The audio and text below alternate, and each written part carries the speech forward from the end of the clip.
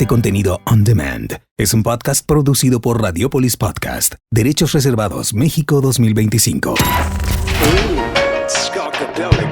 Se acabó la tristeza, la calamidad y la depresión. Estamos de regreso. Marta de Baile en W. Nueva temporada. Lo mejor de la radio. Solo con Marta de Baile en W. Muy buenos días, México. Esto es W Radio 96.9. En vivo a partir de este momento y hasta la 1 en punto de la tarde. Si ustedes están listos, nosotros también. Y les digo una cosa, en este buen lunes 27 de enero, yo creo que están en el lugar correcto. No importa si están en la oficina, no importa si están en el coche. Lo que van a escuchar el día de hoy, ustedes no saben cómo les va a servir para su vida. Porque de entrada les digo una cosa, el tema con el que vamos a empezar el día de hoy, híjole, yo creo que es el coco de muchos de nosotros, de muchos de nosotros.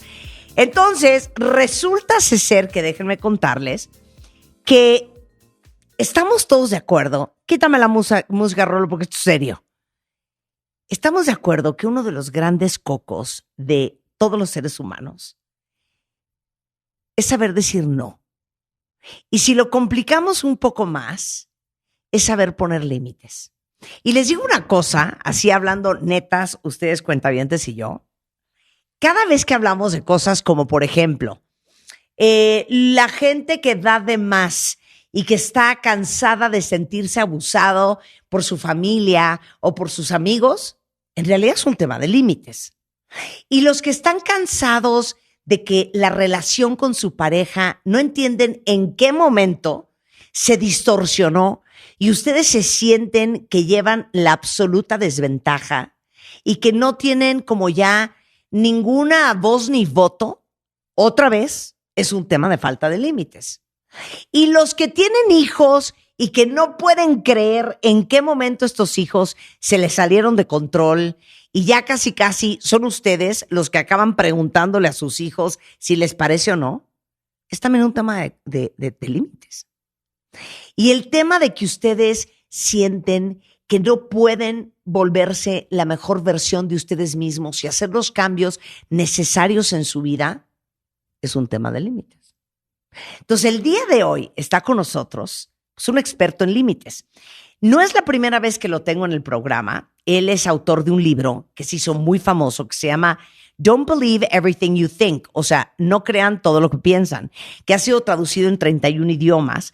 Y es un escritor que ha ayudado a mucha gente a darse cuenta de quiénes son realmente, de qué pata cojean, qué es lo que tienen que cambiar, más allá de las creencias, de los pensamientos y de todos los condicionamientos para vivir una vida abundante, pues libre de este sufrimiento psicológico y emocional y de este ida y vuelta en el que uno vive en su cabeza todo el tiempo.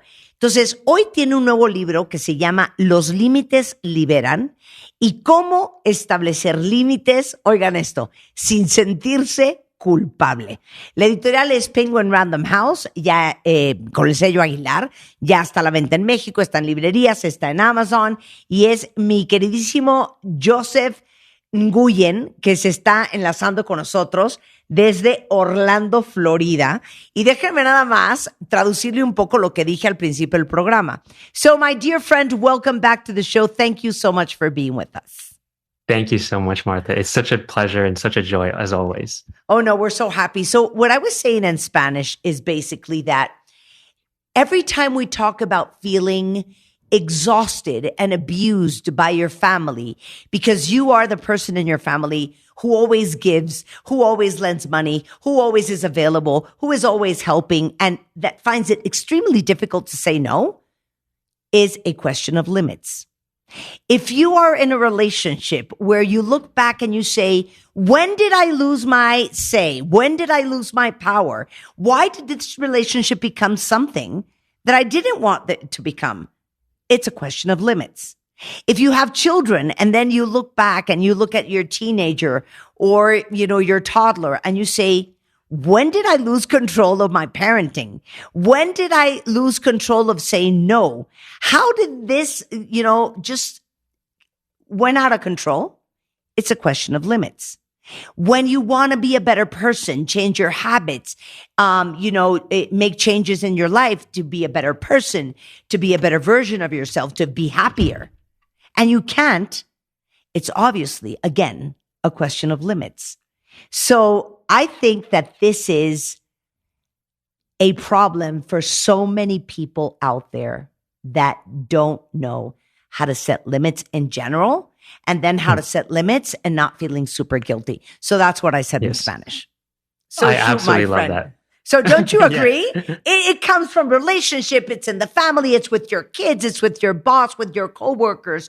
It's all across the board. Because I have a true feeling that you are the way you are in every aspect of your life.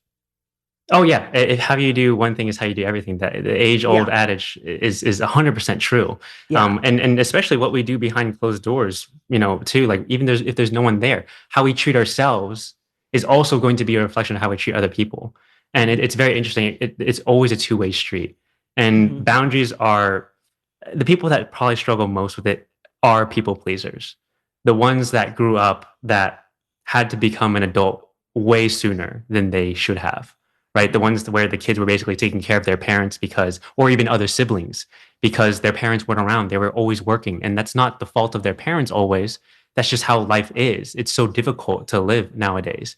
And so we kind of created a self-preserving mechanism of constantly saying yes to everyone, trying to make sure everyone's taken care of.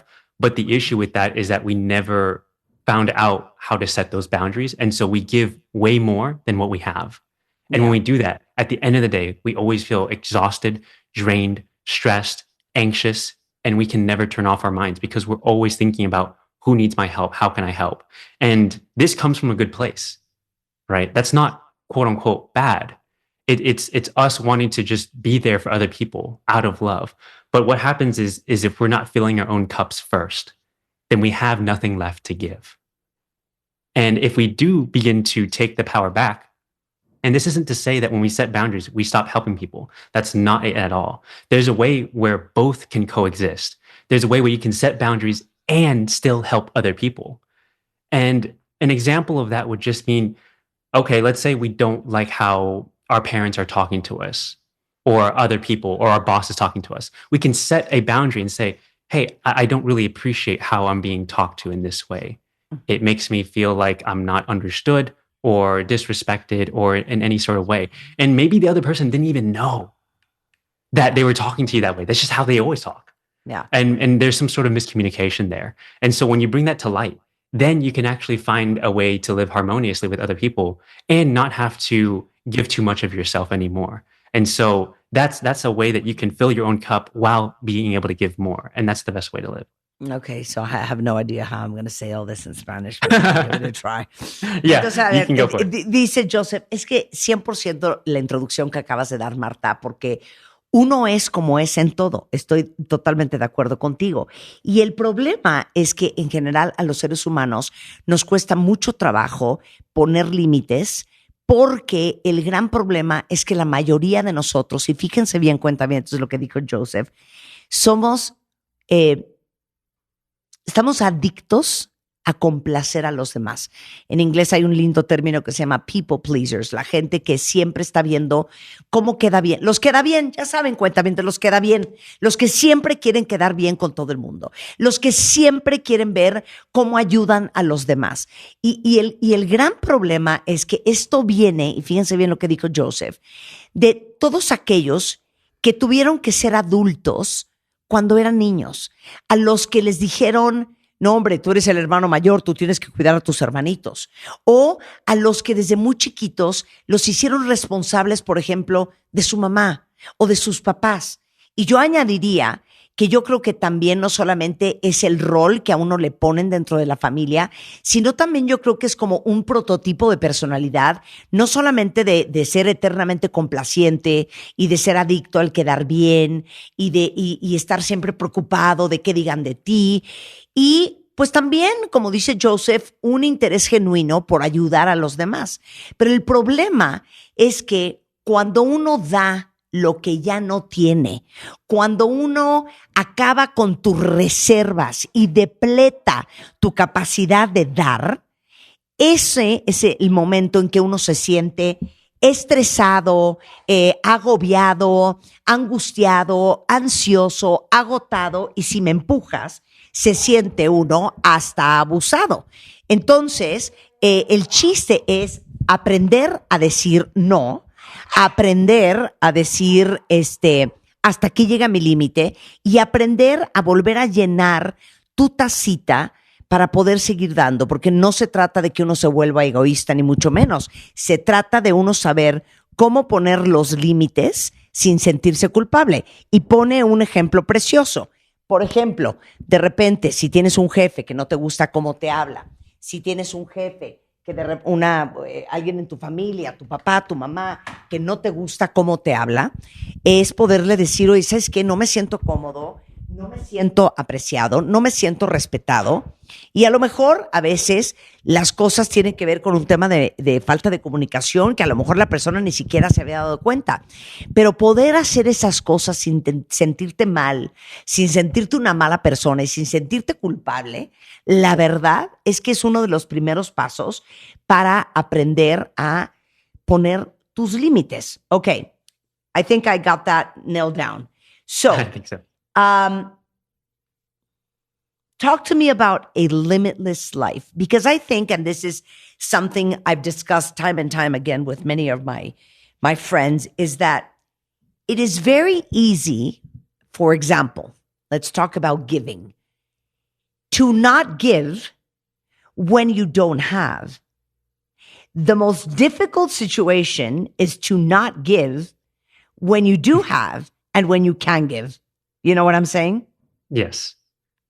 That's a beautiful distinction. And this is when it gets so nuanced that the only answer is not something I can prescribe anyone, but it's an answer more so about how do you actually feel? And what is your heart saying in the moment? Your intuition, you can call that God, whatever word you want to use. But in that moment, are you listening to your heart? Or are you listening to the mind, which is more concerned about fear and self-preservation? And in most instances, when we go against our heart, we will feel pain, even though we're helping other people. And then we'll kind of get pleasure from helping other people, but denying what we truly want and need in the moment. Yeah. And we do that over and over again, and years pass, and then we ask ourselves, why are we so unfulfilled? Claro. Why does my life look like this? Claro. And once we listen to our heart, we can actually help more people because we're coming more from a place of love rather than fear. Claro. Dice, es que el problema es que si nosotros seguimos respondiendo desde nuestro instinto de autopreservación, desde nuestro instinto de miedo, y tiene que ver, yo me imagino, con miedo al rechazo, miedo al ser juzgado, miedo a quedar mal, miedo a ser criticado, dejamos de escuchar nuestra intuición.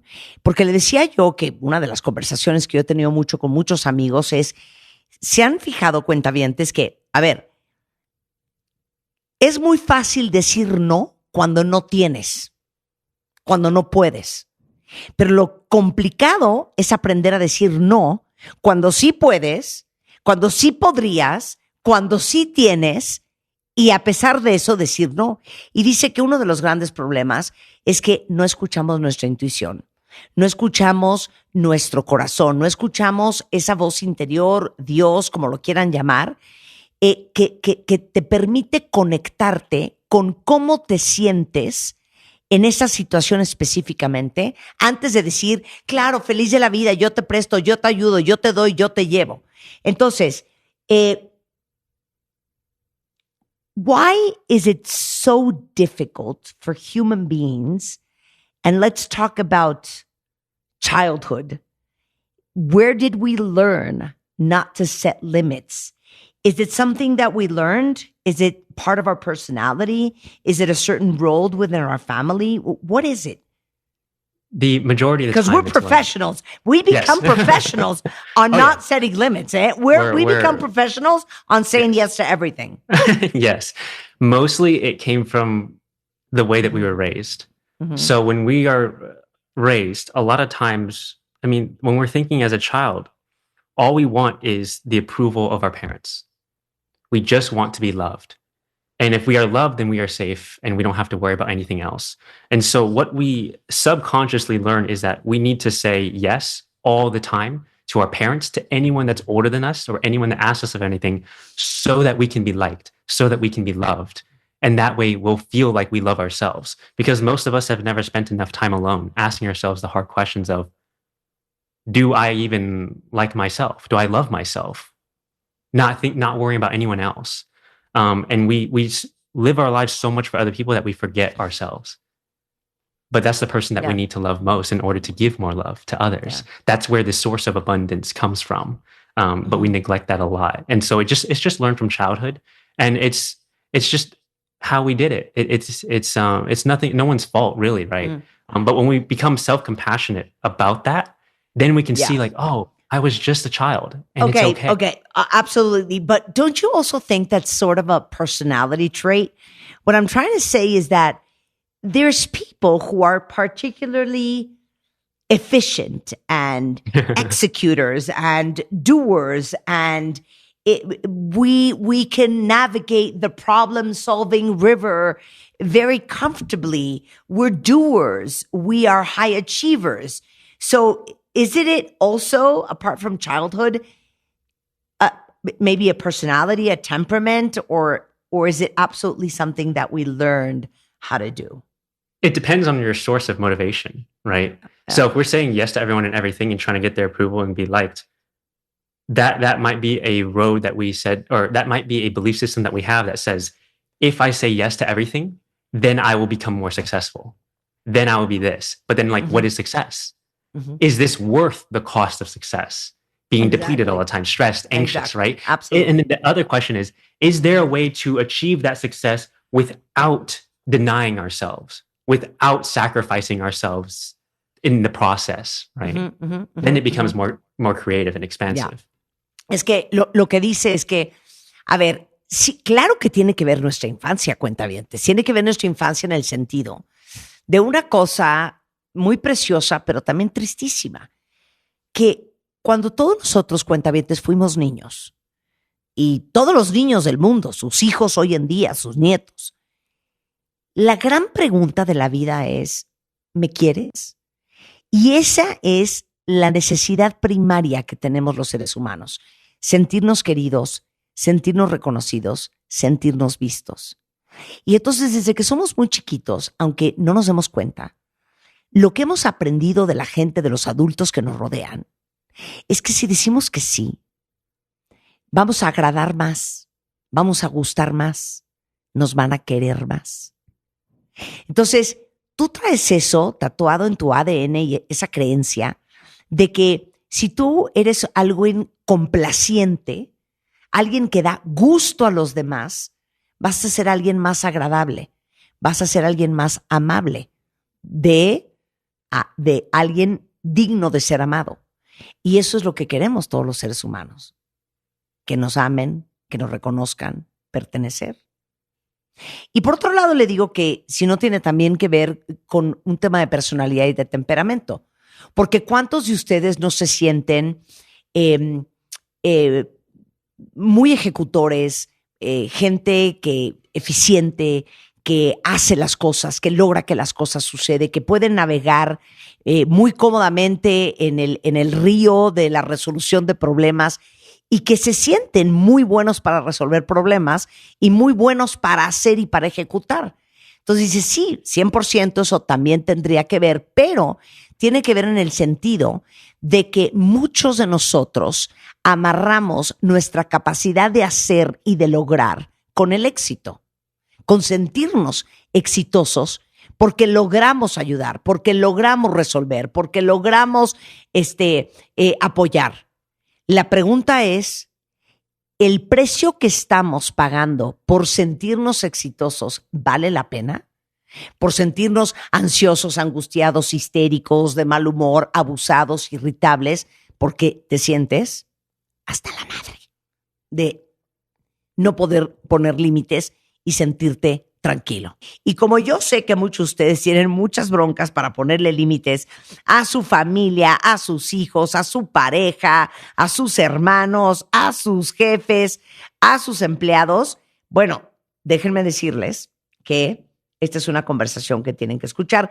De hecho, si me empujan, ¿se acuerdan que la semana pasada, estuvimos con Ariel Grunwald justamente hablando del pan de la vergüenza, y lo importante que es aprender a poner límites, y antepasada, ¿verdad? Y justamente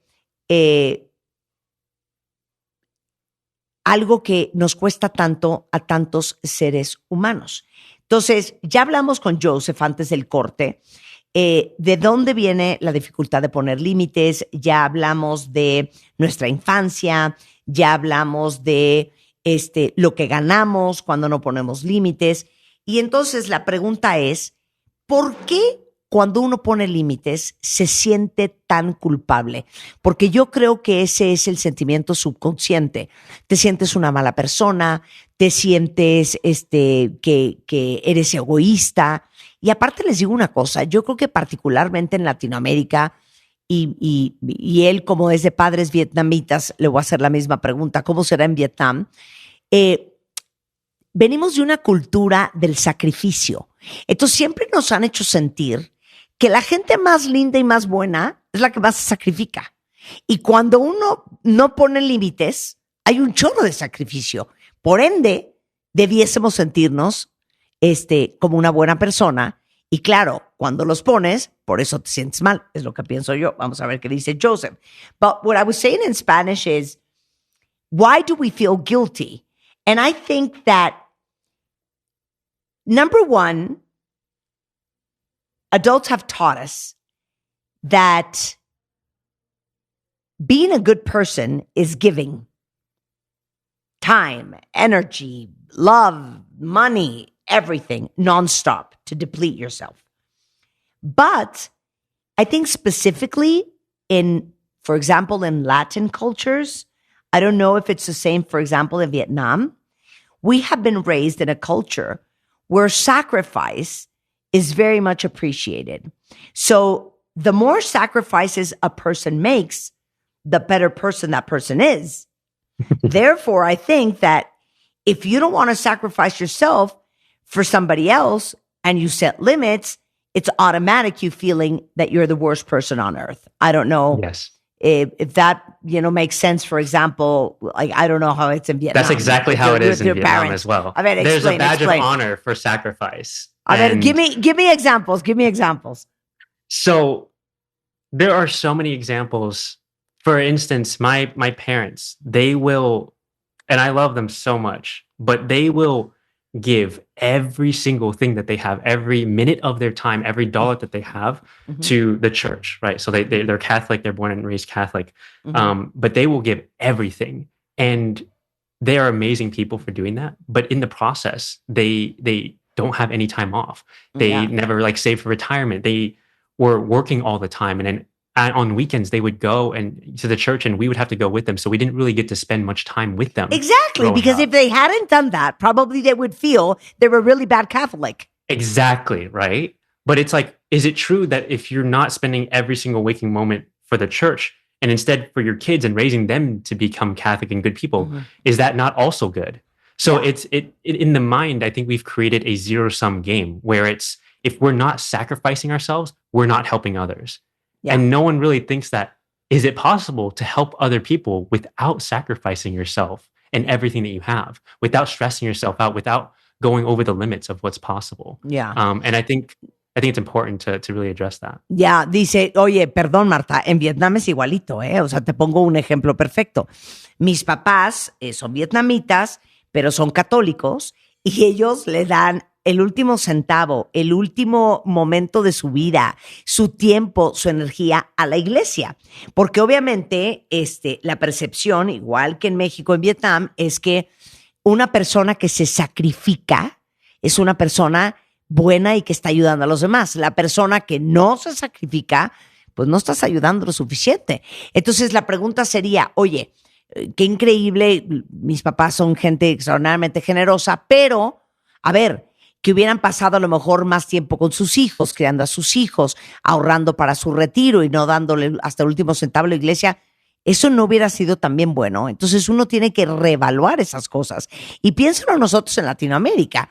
Obviamente hasta hay dichos que dicen no hay mamá que muera de empacho porque obviamente te sacas hasta lo que sea de tu boca para dárselo a tus hijos y te depletas y te vacías con tal de ayudar a todo el mundo porque eso te da como una medalla de buena conducta y de buen ser humano. Y quiero que me explique por qué nos sentimos tan culpables cuando se voltea tu hermano y te dice, no, güey, pues yo no le puedo dar este mes a mi mamá o a mi papá porque yo no tengo lana. Y tú te volteas y dices, no, es que ya estoy hasta la madre de esto, entonces yo voy a decir que yo tampoco puedo, aunque sí puedo, porque tengo el dinero en el banco, pero voy a decir que no, porque esto ya no es posible porque me siento abusado. O sea, los días subsecuentes te sientes como un horror de persona y no falta quien te llame y te diga, oye, no manches, hijo, te pasaste, qué mala onda, o sea, no puedo creer, güey, ¿a ti qué te cuesta? Si tú sí tienes, si tú sí puedes. Y la culpa de resistir esa presión, o la culpa de resistir la presión de no caerle bien a uno de tus hijos porque le pusiste un límite.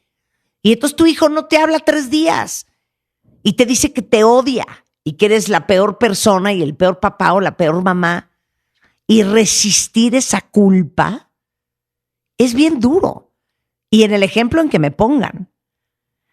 So what I was saying in Spanish is guilt and remorse. It's like when, for example, one of your brothers or sisters calls you and says, you know, I can't give money this month for my parents. And you're just sick and tired to be the only person that does it. And then you turn around and say, well, you know what? I'm not going to do it either because, I mean, I feel abused enough and that's it. And then the following days, you might receive a call from somebody in your family saying, I can't believe you said no because you do have the money. I mean, how could you do that? Your mother needs you. And then resisting the pressure and the guilt. Or for example, when you set a limit to your children and for the next 3-4 days, if not a week, they don't talk to you. They tell you they hate you, that you're the worst parent on the face of the earth. And then resisting not being liked by your child and feeling like the worst mother because you said no. It's really, really difficult, Joseph. It's extremely difficult. Probably one of the most difficult things. And it's so important then to kind of remember why'd you even set the limit or the boundary in the first place? You know, what were you missing that you needed? And is it true that you're not able to help in the way that they asked? Because if it's not money, maybe we can help in other ways that we might have more availability at that time, right? Mm-hmm. So once we set a boundary now, it doesn't mean it's forever. Maybe we just need to recollect our thoughts, recollect our emotions, recollect just time for ourselves, and then go back out and help. And the question I always go back to ask myself is, am I able to help more people when I'm happy or when I'm stressed? Mm-hmm. When I am more at peace or when I'm super anxious? And so if I don't help myself, I'm not going to help anyone anyway. And so we're kind of left there. Yeah, but how do you resist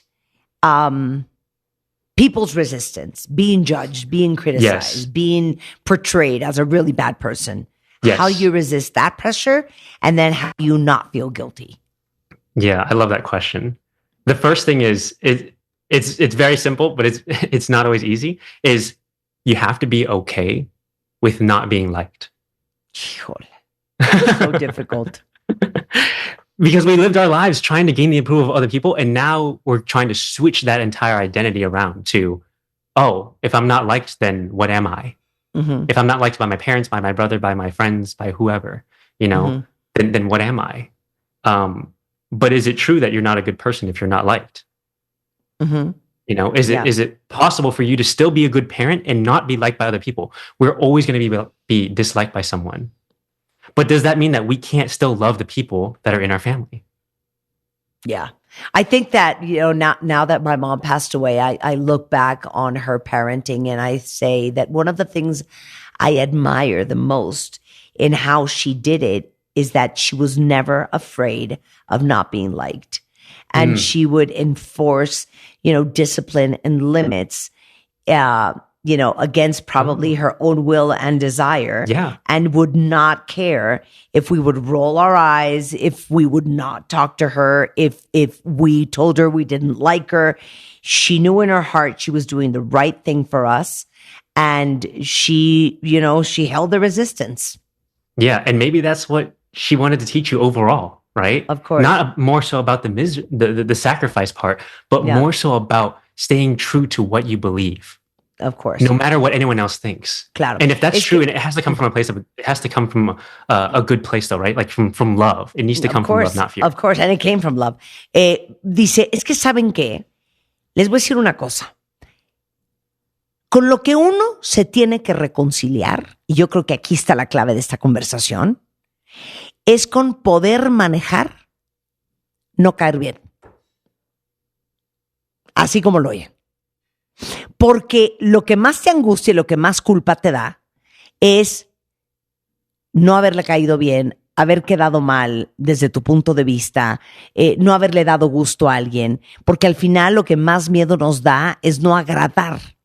Entonces, le decía yo que en el ejemplo de los niños, que de repente como papás, pues es bien difícil resistir ponerle límites y disciplinar, por ejemplo, a tus hijos y aguantar el caerles en las patas. Entonces yo le decía que ahora en retrospectiva yo veo la forma en que mi mamá nos formó a nosotros y si algo le admiro es que ella tenía una resistencia a que nos cayera fatal, le daba idéntico si 3 días estábamos de cara y de con malos modos y de malas porque nos había puesto un límite y ella resistía la tentación de congraciarse con nosotros porque sabía que lo que estaba haciendo para nosotros era lo correcto. Y como dice Joseph, y tiene que venir de un buen lugar. Y eso viene de un lugar de amor.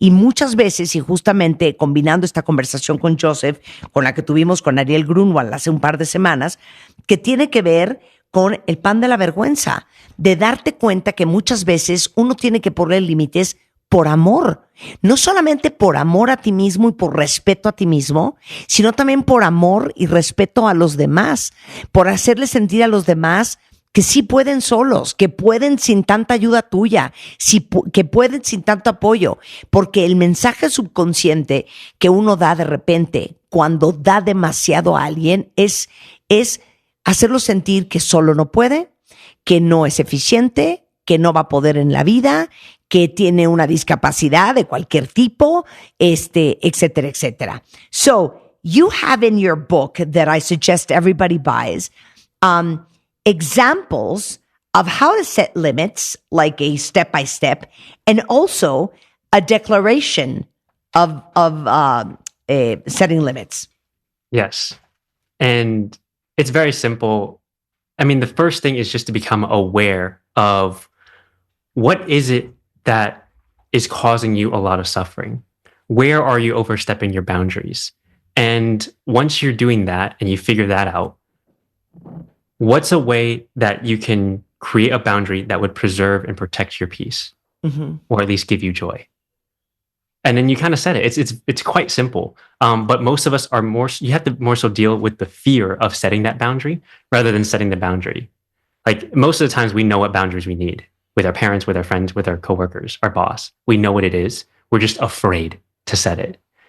And what I love to do is just don't think about setting boundaries permanently. Just try it for 7 days, for 1 month, and see how your life feels afterwards. You don't have to believe anything I say, but you should go try it and see if it helps you. And if it doesn't, that's okay. You can find something else that will work.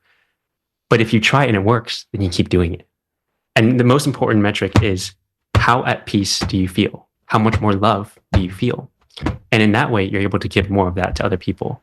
And so that's the kind of the process of finding out what it is that you're wanting to set a boundary on, setting it and removing the fear behind it and being okay with the consequences of setting that and then setting the declaration. Dice, mira, el libro que recomiendo todo el mundo lo compre porque yo creo que la gran mayoría de nosotros cuentavientes tenemos problemas con poner límites, es poder identificar qué es lo que te está robando la paz. Aprender a poner un límite en eso. Aprender que lo estás haciendo primordialmente para proteger tu paz y tu sanidad. No me hagan caso a nada de lo que estoy diciendo, dice Joseph. Pruébenlo. Y piensen que este límite que van a poner para que les sea menos duro es temporal. Y prueben cómo se sienten los primeros 7 días, o el primer mes, o los primeros 3 meses. Pueden ajustar sus límites y darse cuenta que parte de la chamba va a ser, sin duda alguna, resistir la presión de no ser agradable para alguien más. Y segundo, de poder sobreponerte al miedo que muchas veces te da poner ese límite que sabes que tienes que poner. Y hay en el libro una declaración de límites, hay una plantilla para que hagan el ejercicio, para que ustedes creen su propia declaración de límites. Les explica que tiene que ver con proteger la paz, cómo poderlo comunicar con asertividad y de manera directa y clara, y entender y seguir conectado en cómo te estás sintiendo con estos nuevos límites que has puesto. So, Joseph, we're so happy this book is in Spanish. I know it's available in every bookstore in Mexico and Latin America and also via Amazon. So thank you so much for being on the show. And always when you have a new book, be sure to come back. Thank you so much, Martha. You're always such a joy and just radiating with happiness and passion. So thank you. It's such an honor. No, thank you. En Instagram y TikTok es It's Joseph Nguyen, que es N-G-U-Y-E-N. En YouTube también pueden ver el contenido que sube o josephguyen.org. El libro se llama Los límites liberan, cómo establecer límites sin sentirte culpable. Lo edita Penguin Random House bajo el sello de Aguilar. Está a la venta en todas las librerías de Latinoamérica y obviamente en Amazon también. Y le digo que siempre es un placer que esté con nosotros. La próxima vez que tenga un libro, no se le olvide volver a este programa. Thank you, Joseph. A big kiss all the way to Florida. Thank you, Martha. Much love to you. Oigan, ¿y saben qué estaba pensando, cuentavientes? Es un tema de límites también con uno mismo. Y les voy a decir una cosa que medio les comentaba la semana pasada. Ahorita que estamos empezando el año y que muchos se han puesto muchos propósitos, mi mamá siempre decía, no hay excusa para no ser la mejor versión de uno mismo. Y de las excusas es la falta de habilidad de poner los límites. Límites en los hábitos que tenemos, límites en la forma en que trabajamos, límites en la forma en que llevamos nuestra agenda a tal punto que no nos queda ni un hueco para respirar ni para hacer cosas que nos hacen bien a nosotros. Límites para la forma en que comemos, límites para la forma en que ejercitamos el cuerpo, límites en todo sentido. Y de repente es difícil ponérselos uno mismo. Entonces, ya saben que el año pasado una de las cosas más impresionantes que hicimos de manera colectiva fue el reto Summer Body, que fue un reto de 28 días en donde un equipo de profesionales nos pusieron límites. Y tuvimos a más de 40,000 personas, la gran mayoría mujeres, cuentavientes, que dijeron, me voy a poner este reto, me voy a poner este compromiso conmigo mismo, me voy a poner estos límites y le voy a entrar al reto. Este 4 de febrero empezamos el reto New Year, New Me. Y nuevamente tenemos a un equipo de 4 mega profesionales para ponernos límites, para ayudarnos a estructurar cómo queremos arrancar este año, cómo queremos sentirnos durante este año y cómo vamos a terminar este año. Entonces, el reto se llama New Year, New Me, nuevo año, nuevo yo. Y básicamente es un reto de 30 días que yo me muero porque ustedes le entren conmigo, en donde Bea Bulloso y Nicolás Militerán, que al rato vienen al programa, nos van a dar toda la estructura de alimentación, muy fácil, la van a poder hacer en su casa. No tienen que ser ni cocineros, ni irse a gastar un dineral en el súper, de cómo vamos a comer para mejorar nuestra salud, mejorar nuestro colesterol, nuestra resistencia a la insulina, nuestra prediabetes, nuestra gastritis, nuestra colitis, nuestro reflujo. Cómo vamos a sentirnos más fuertes, cómo vamos a construir más músculo y alimentar mejor a nuestro cuerpo para los que les cuesta mucho trabajo comer bien. Segundo, tenemos 2 entrenadores. Uno de ellos es Einar Méndez, que nos va a poner estas 4 semanas, semana por semana, el entrenamiento que ustedes pueden hacer en su casa con 4 pesitas, unas ligas, una pelota, un tapete. Es lo único que tienen que comprar y hay un paquete en cualquier tienda en línea que les cuesta creo que 1,200, 1,400 pesos y ustedes lo van a poder hacer en su casa. Y segundo, tenemos a Irene Abadi. Irene está enfocada en entrenar mujeres que están en perimenopausia y menopausia. Entonces, si ustedes tienen perimenopausia y menopausia, métanse ahorita a retos.martadebaile.com y escojan el plan de menopausia. Si ustedes no están en esa etapa, escojan el plan de Einar, porque vamos a tener 2 entrenadores simultáneamente dándonos toda la rutina semana por semana. Vamos a tener checkpoints, vamos a tener chats en WhatsApp en donde vamos a estar todos nosotros que vamos a estar entrenando, porque yo quiero que el 4 de marzo, cuando termine el reto, tengamos otra vez el éxito que tuvimos el año pasado. Una cantidad de mujeres que nos escribían: Marta, no sabes cómo cambió mi nivel de colesterol, se me quitó el hígado graso, no sabes cómo está de mejor mi resistencia a la insulina, ya no la tengo. Marta, bajé 8 kilos. Marta, tengo 14% menos grasa. Marta, subí 15% más músculo. Marta, me siento más fuerte, con más ánimo.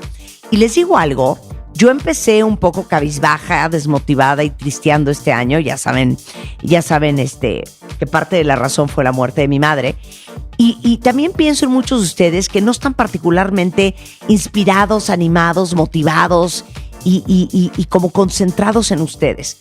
Específicamente ustedes tienen que inscribirse a hacer esto con nosotros porque ustedes no saben cómo le va a dar la vuelta a su estado de ánimo, a sus niveles de energía, y porque yo sí creo que no hay mejor antidepresivo o mejor ansiolítico que cuando uno siente que está haciendo algo por uno.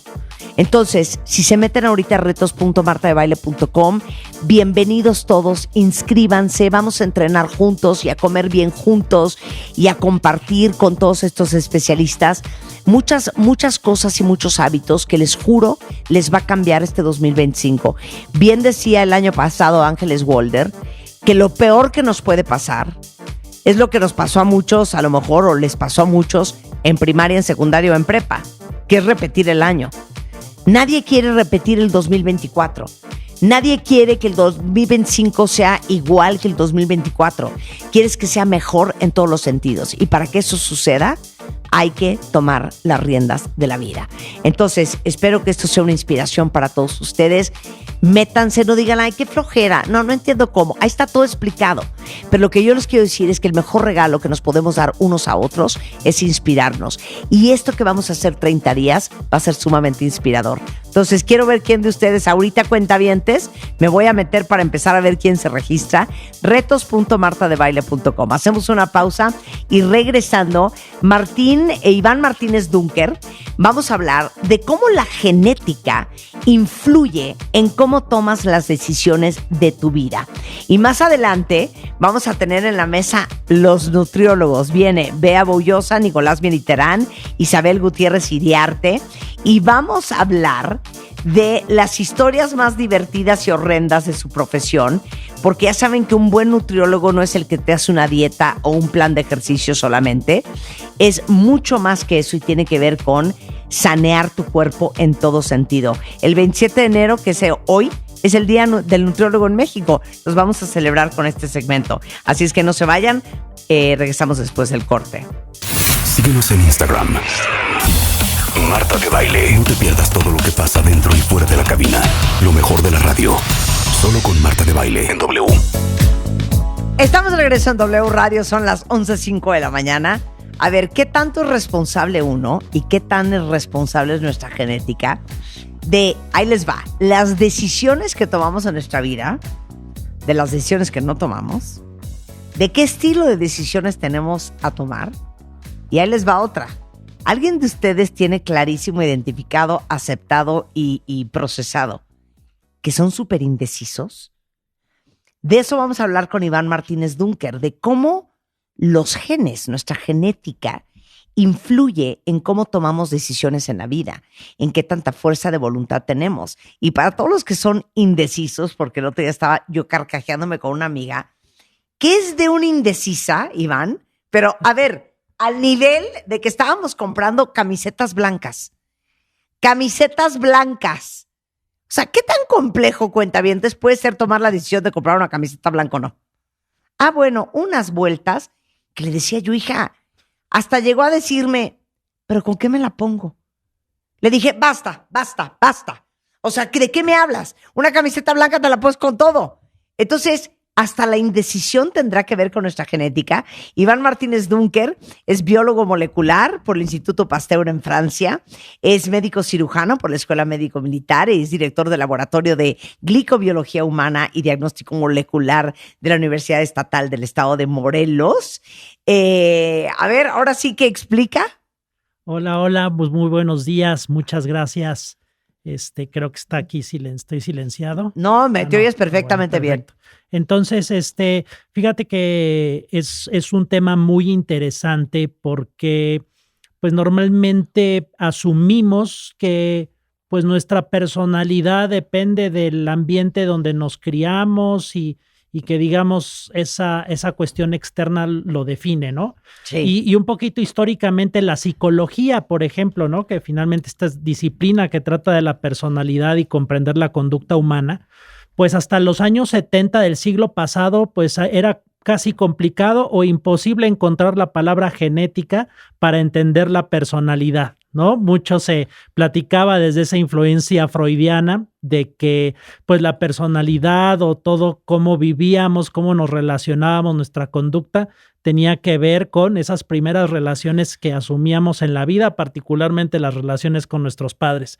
Sin embargo, pues la genética empezó a cambiar eso, la revolución del ADN, el entender cómo funcionaban las instrucciones y cómo definía nuestras funciones biológicas, pues empezó a cambiar eso y el día de hoy pues tenemos una gran acúmulo de datos que se han hecho a través de experimentos muy interesantes, incluso unos, polémicos, pero que dejan muy en claro lo siguiente, y contestando puntualmente tu pregunta, ¿no? De los rasgos de la personalidad o las dimensiones de la personalidad, que hay 5 dimensiones de la personalidad, digamos, la apertura, la responsabilidad que tienes, la extroversión, la amabilidad o la intensidad emocional. Bueno, pues, ¿dónde caes en los rangos dentro de cada una de esas dimensiones? Pues te lo tengo que decir, pues las cartas que te dio la vida, el cómo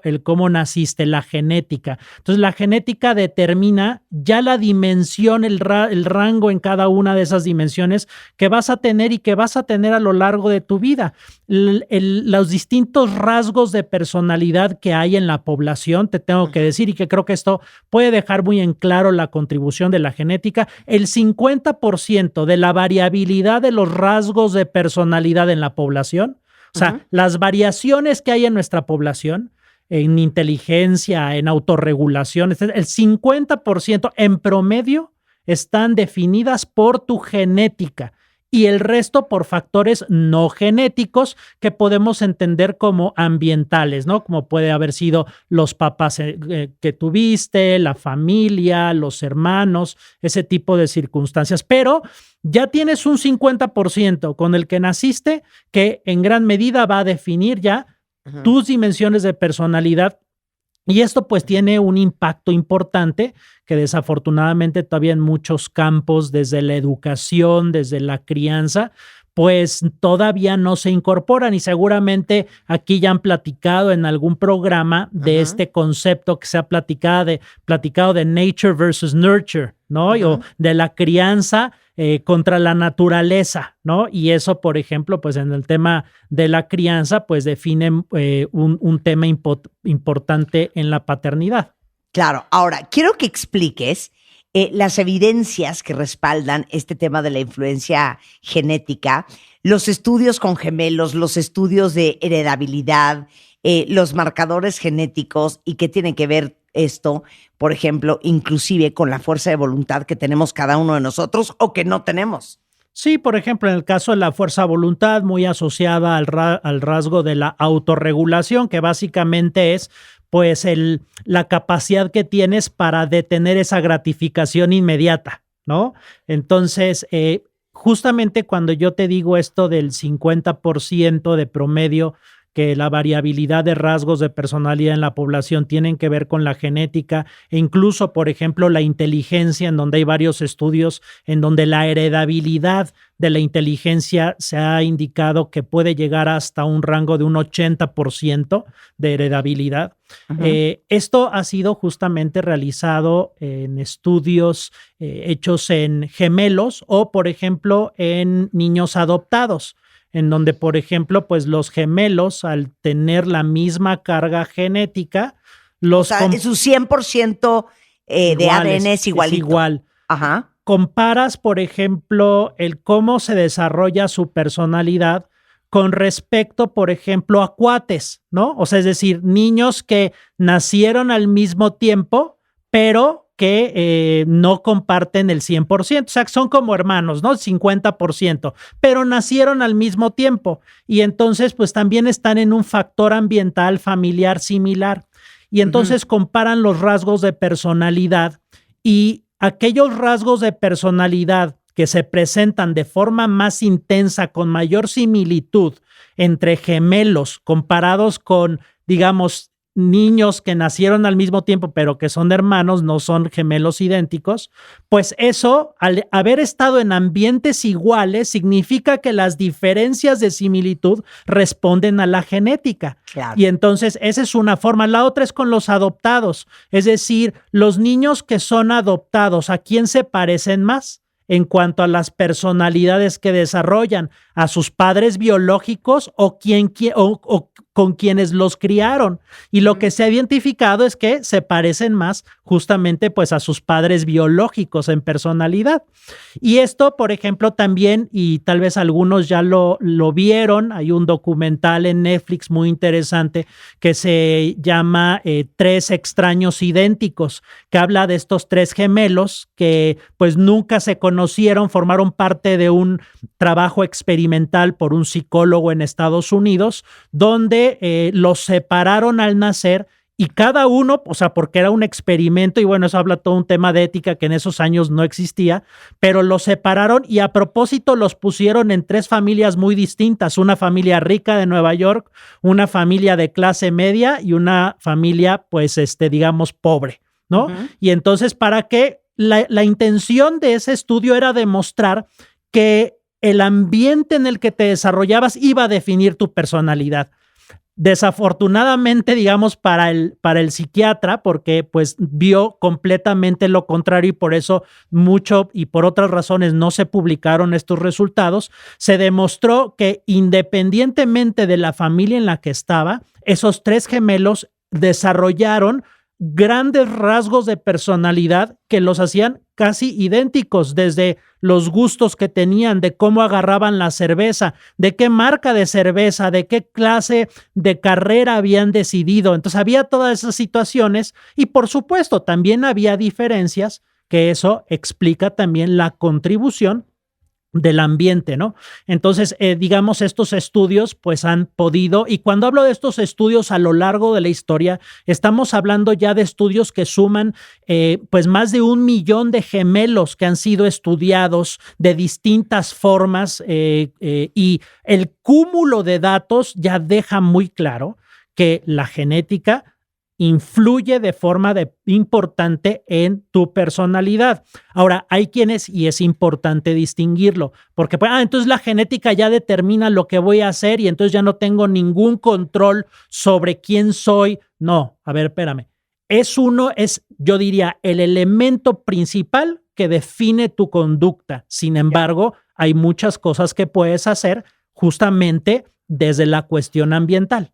Ok, pero entonces, el punto es, a ver, ¿quién de ustedes vive pegándose contra la pared diciendo es que no puede ser que no tenga más fuerza de voluntad? La fuerza de voluntad, el 50% de ello es genética o más.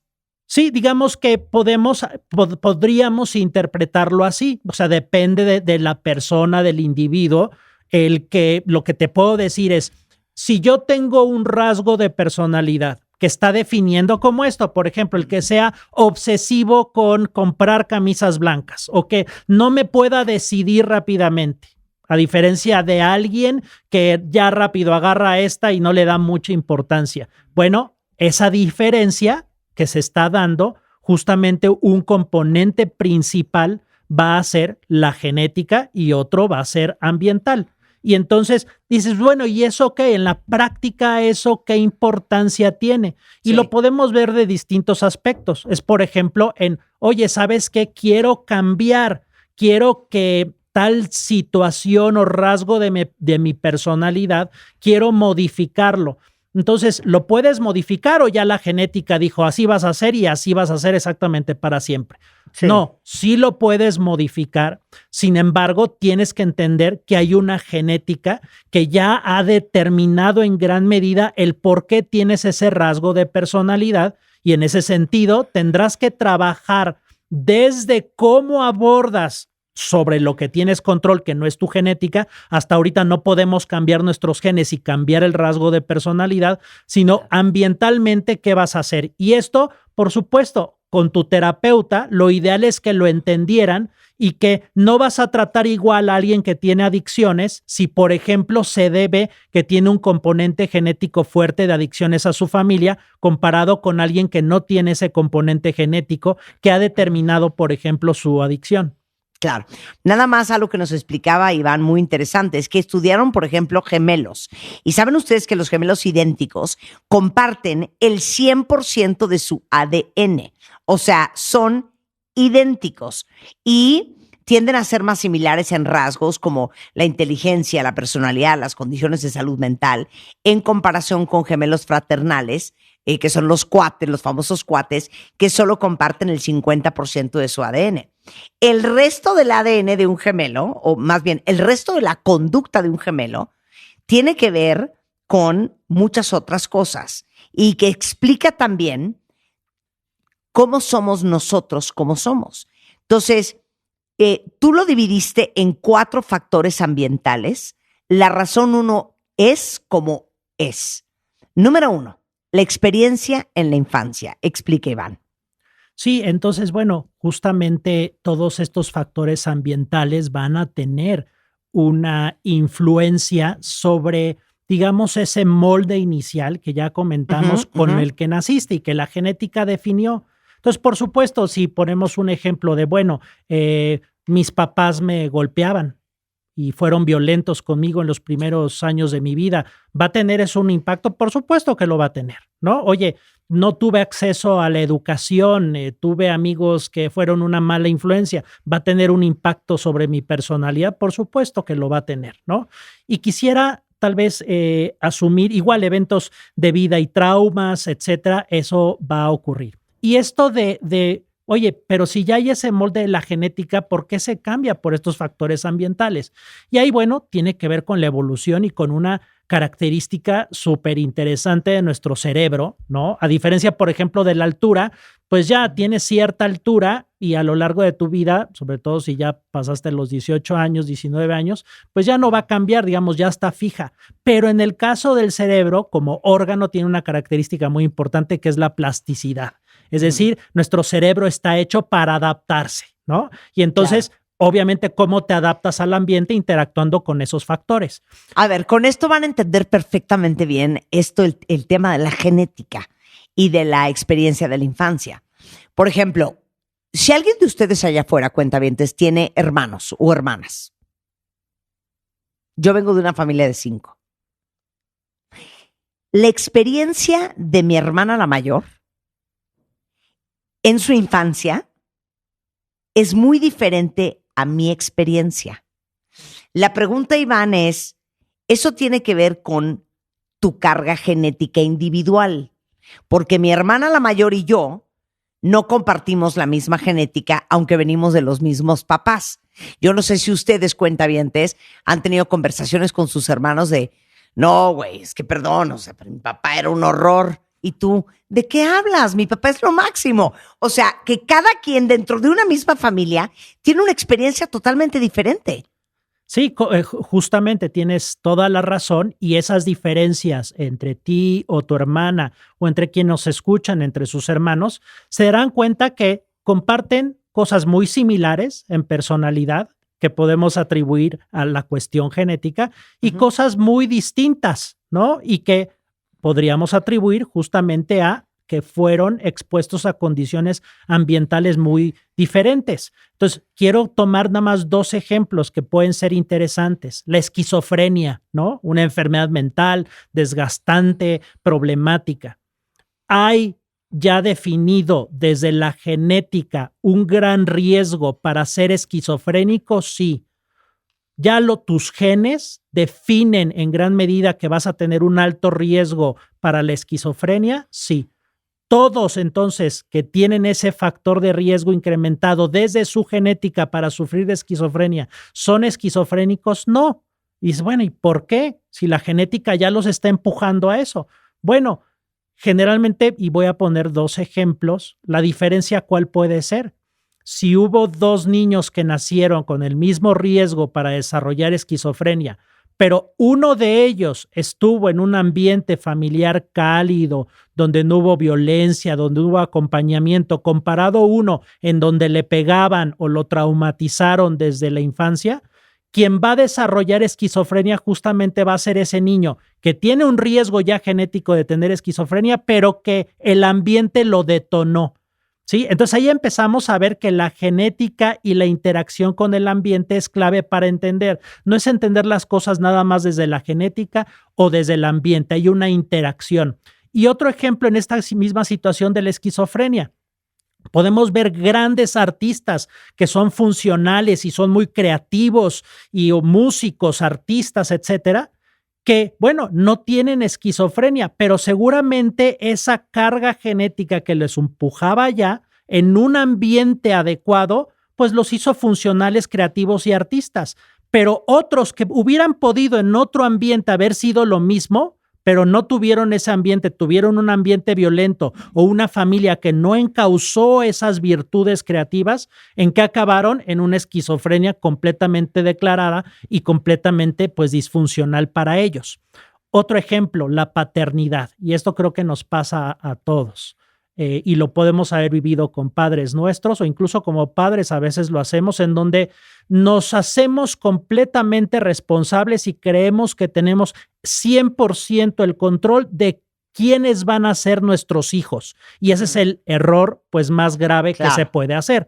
¿Por qué? Porque hay que entender que nuestros hijos, y sobre todo en hijos distintos, ya vienen, les digo, la carta de la vida ya les dijo qué dimensiones de la personalidad, cómo van a estar. Y a veces nosotros no queremos ver eso. No, mi hijo va a ser médico. Y estamos viendo que tiene el talento para la música, que tiene talento para la ingeniería en lo que está empezando a hacer en sus primeros años de vida, a lo largo de su adolescencia. Pues no me importa eso, va a ser esto, ¿no? Y lo asumo yo, mi papá, como mi responsabilidad, diseñar el hijo que debe de ser.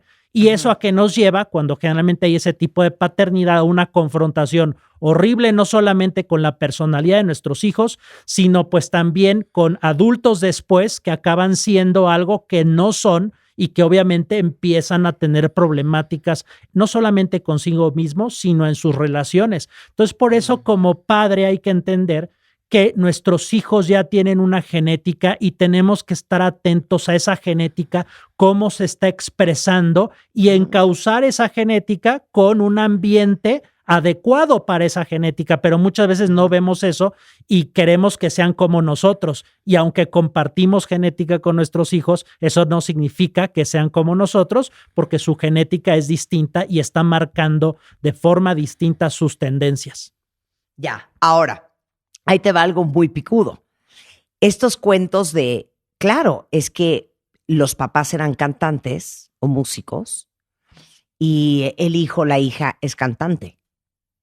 Así es como te explica eso, porque uno pensaría, no, pues claro, lo que pasa es que es lo que creció viendo y eso es lo que ella quiere copiar o él quiere copiar. Y no, es que sí está en su genética.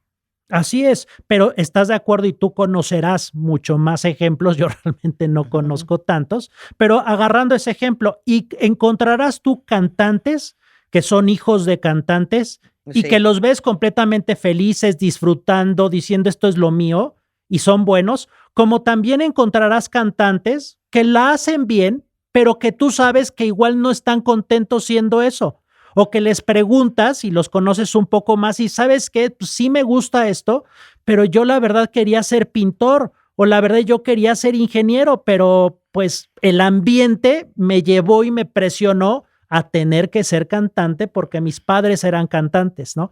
Entonces, de nuevo, eso es lo que hay que estar atentos, porque el gran problema de no encauzar a nuestros hijos por la naturaleza que ellos tienen, generalmente pues va a incrementar la infelicidad con la que ellos viven, ¿no? Y bueno, esto por supuesto es complejo, esto no significa que dices, oye, es que mi hijo pues no tienen una naturaleza para las matemáticas. Eso significa que no lo vas a ayudar, que no le vas a dar asesorías, que no lo vas a tratar de hacer lo mejor posible. Pues sí, pero ¿para qué lo estás forzando a ser un físico? Si o sea, estudiar física, por ejemplo, o ingeniería, si claramente no tiene una naturaleza genética que lo hace bueno para los números.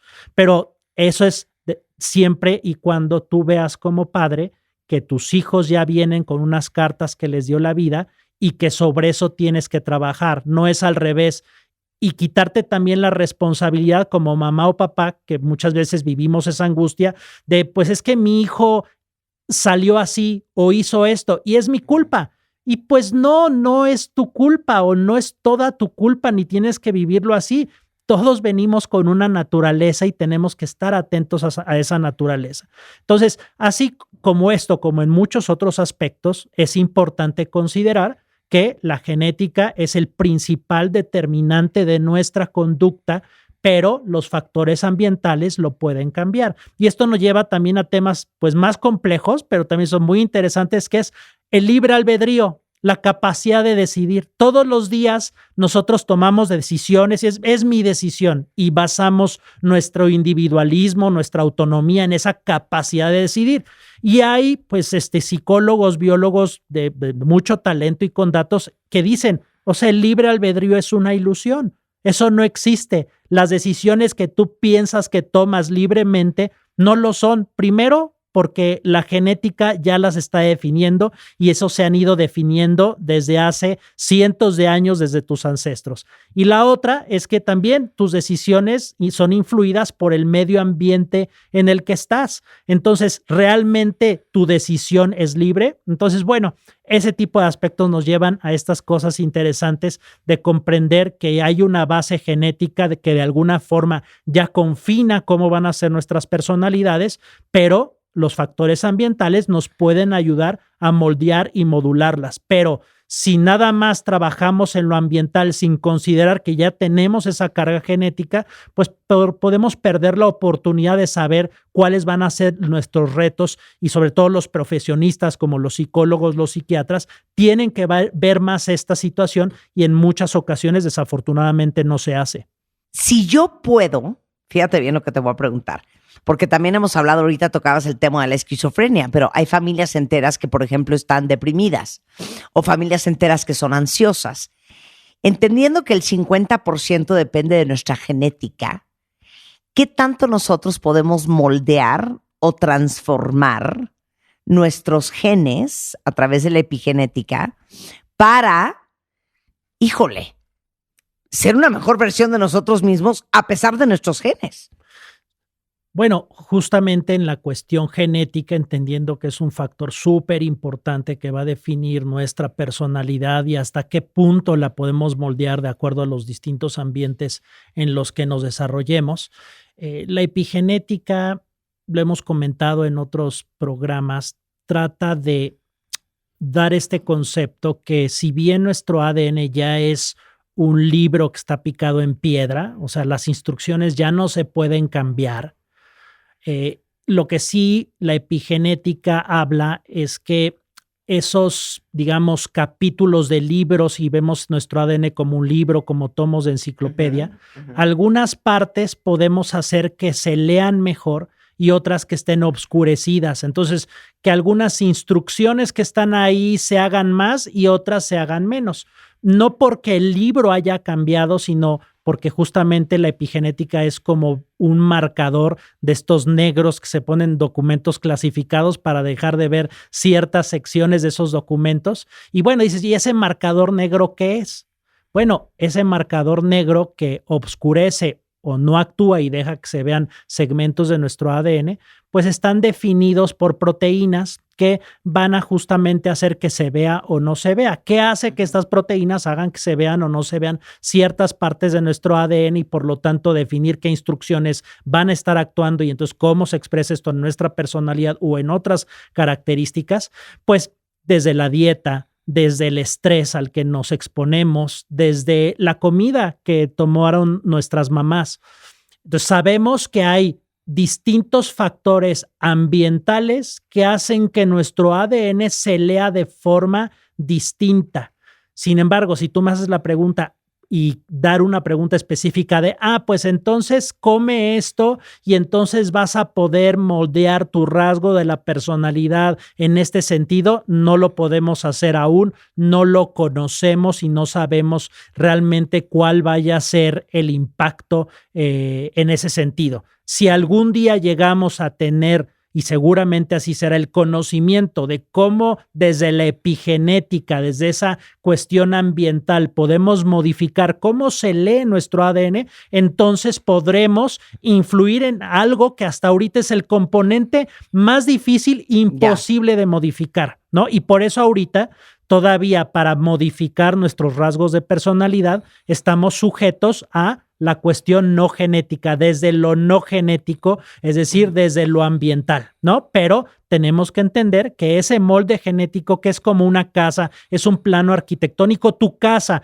esa personalidad, si lo vemos como una casa, esa casa que es tu personalidad, ya está definida desde que naciste, ya no hay nada que puedas hacer, pero ¿cómo la pintas? ¿Qué muebles compras? Eso sí lo puedes hacer desde los factores ambientales, pero pues siempre tienes, igual como en el diseño, tienes que ver qué muebles, qué pintura va con esa arquitectura, porque pues entre mejor haya esa armonía, mejor casa vas a tener, mejor personalidad vas a tener. Ya, sensacional. A ver si tengo alguna otra pregunta.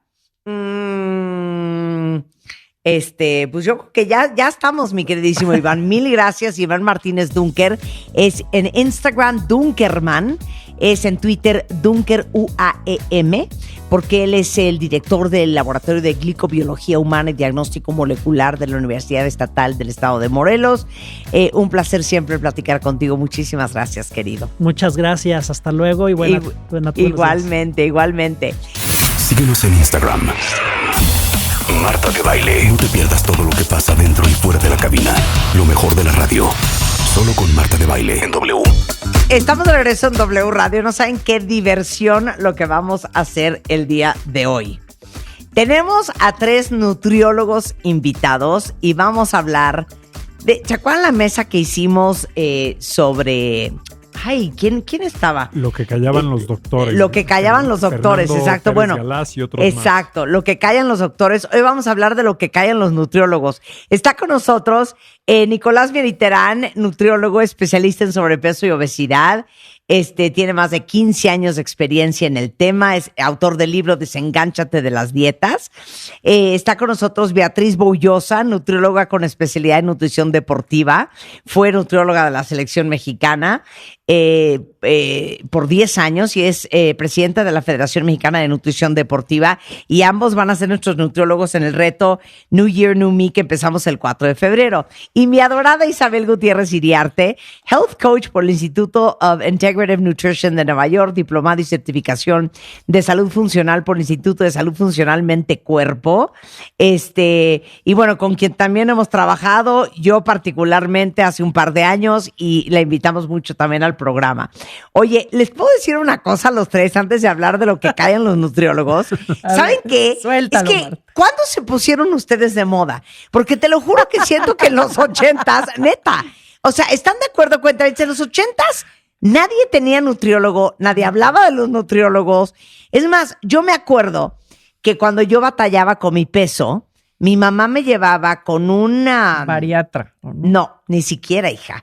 Con un médico internista, imagínate, que me daba, ¿están listos? Agárrense, ustedes tres y los cuentavientes.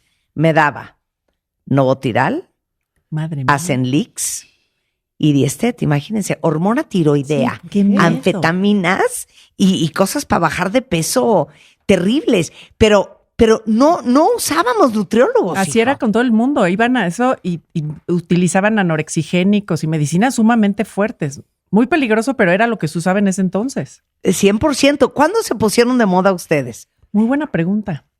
A ver, ¿cuándo se pusieron? Isa, Pues yo Isa, creo que cuando Bea. empezó a haber mucho más conciencia, ¿no? Y más Sí. información afuera, que Sí. la gente se empezó a preocupar más como por la salud de manera integral.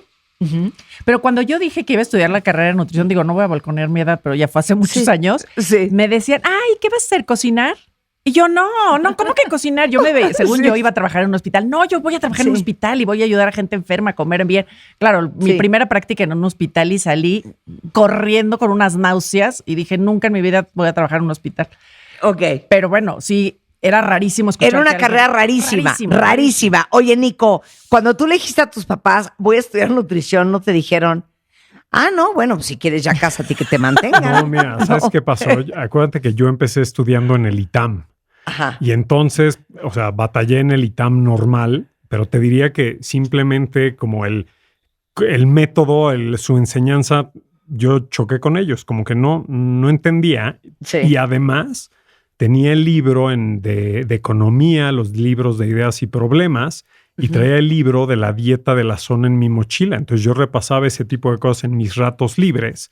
Cuando me salgo del ITAM... Era un nutriólogo de closet. Sí, El otro día pero lo platicamos. o sea, una de las más divertidas del ITAM, Marta, teníamos que estudiar economía, ¿no? Entonces la idea era ir a comer y de ahí estudiábamos en la biblioteca. Y entonces le dije a mis amigos, grupo de estudio, les dije, oigan, ¿saben qué? Es muy mala idea ir a los tacos que se llamaban Jovitacos, porque los atendía una señora que se llamaba Jovitacos del ITAM de la esquina. Es muy mala idea, porque nuestras células se van a inflamar, nos va a dar sueño, no vamos a retener lo que estudiemos. Entonces, Sí. va a ser mejor idea ensalada, sándwich, agua mineral, café negro y vámonos a estudiar. Claramente me dieron un zape, fuimos a los Jovitacos y luego a estudiar, pero pues yo pues ya lo traía. Ya lo traías. Y me acuerdo que sin decir nada, apliqué en ese entonces para Libero, me aceptaron sin decirle nada a mis papás y simplemente ya les di todo digerido. Oigan, el siguiente semestre no empiezo en el ITAM, empiezo en la Ibero, me voy a meter a nutrición.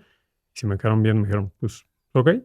Pues Va. bien. Oye, bien tus papás, bien tus papás. Pues, ok. Es que les digo una cosa. Yo sí quiero que los tres expliquen algo bien importante. Hay tanto nutriólogo de Instagram y de TikTok que saben de nutrición lo que yo sé de física cuántica. Mal, porque sí sé de física cuántica, que yo sé de física aeroespacial, que yo me imagino que poca gente sabe lo que realmente estudia, conoce y lo preparado que está un nutriólogo bien preparado. 100%. ¿No? Porque no es decirte una lata de atún en la mañana, 3 claras de huevo y échale espinaca, que no hay cosa que me encabrone más, por cierto. ¿Ok? Pero a ver, ¿qué es todo lo que sabe un nutriólogo y qué es un buen nutriólogo?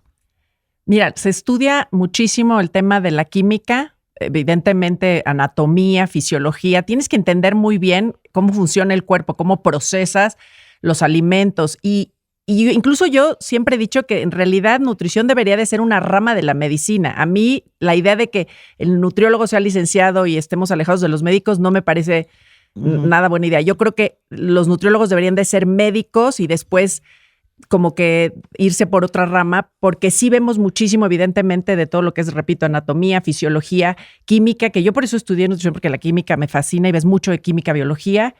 Y como mucho metabolismo. Mucho metabolismo. ¿Qué onda con todas las reacciones metabólicas del músculo, del hígado, de la grasa, el cerebro, hormonas? O sea, digo, yo como lo veo, yo tengo esta percepción que muchas veces todos los pacientes allá afuera lo ven como si todavía fuera matemático. En un ejemplo de, pues es que como un poquito menos y me muevo más y me va bien, ¿no? O sea, pierdo peso. Y no, hay mucha hormona involucrada, hormonas del apetito, leptina y grelina, la insulina que está súper involucrada, tener saludable la masa muscular, la tiroides, cortisol, que es hormona de estrés. O sea, justo lo platiqué con Bea en Bendita Nutrición el viernes y lo compartimos. Aunque de repente hagan dietas cetogénicas, te cuenta Marta, que nada más es como quitar los carbohidratos. Si los pacientes no duermen, tienen niveles de estrés altísimo, pues la báscula no hay manera de que se mueva y tiene, te digo, mucho componente hormonal. Claro. Y ni se diga de la menopausia, que ya sabemos que te pone todo de cabeza y ya lo veremos en el reto, pero ahí también te cambia muchísimo la respuesta del metabolismo. Y entonces es muy complejo el tema. Sí. Claro. Y yo creo Isa, mucho, Marta, lo que decía justo ahorita Nico, que cuando entiendes que todo está conectado, tu percepción cambia increíble, ¿no? Sí. Sería muy fácil imprimir un menú idéntico a todo el mundo y ponerles desayuna 3 claras de huevo, come un salmón y cena tal. Pero si la persona no hace ejercicio, tiene niveles de estrés totalmente elevados, está poniendo en estrés todas sus hormonas, le está dando en la torre a su tiroides, pues por más de que coma apio y pescado, no va a estar haciendo todo de manera integral. Y eso es otra cosa que quería que comentaras también tú. O sea, nosotros correlacionamos, cuentavientes, a los nutriólogos con una dieta y siempre es, o casi siempre, porque quieres bajar de peso. Pero la nutrición va mucho más allá. Y la correlación que existe entre tu salud, que hoy sabemos que existe resistencia a la insulina, prediabetes, niveles de cortisol altísimos, problemas de tiroide, metabolismos rápidos, metabolismos lentos, gente que produce más grasa, menos grasa, la importancia del músculo, que ustedes se tienen que concentrar, y eso es un verdadero nutriólogo, cuentavientes, para poner tu cuerpo al tiro. El peso es una pequeña variable, Isa. Tal cual. Y eso a mí, Marta, es de lo que más me cuesta trabajo, que la gente en un inicio haga ese cambio de chip. Me acuerdo perfecto que tuve una niña como de 20 años y iba increíble y un día me habla y me dice, oye, es que estoy contenta porque me siento mejor, duermo mejor, siento que sí tengo más músculo, mis jeans me quedan mucho mejor, incluso mi humor ha mejorado, pero estoy infartada de que solo he bajado 2 kilos. Y yo, no, es que eso no importa. Cuando tú cambias tu composición corporal y subes masa muscular, el músculo pesa, lo que estás bajando es grasa, no quieres poner en riesgo tu músculo. Y sí creo que lo mismo que decías de años anteriores, se creció mucho con la mentalidad de un número en la báscula y mi objetivo es, quiero romper, por decir algo, los 55 kilos. Claro. Pero todos los beneficios de alrededor que ya ves, como que no se toman tanto en cuenta. 100%. Yo creo que alguien lo puede explicar muy bien y es Beatriz, que no solamente fue entrenadora, nutrióloga de la selección mexicana, sino también es presidenta de la Federación Mexicana de Nutrición Deportiva.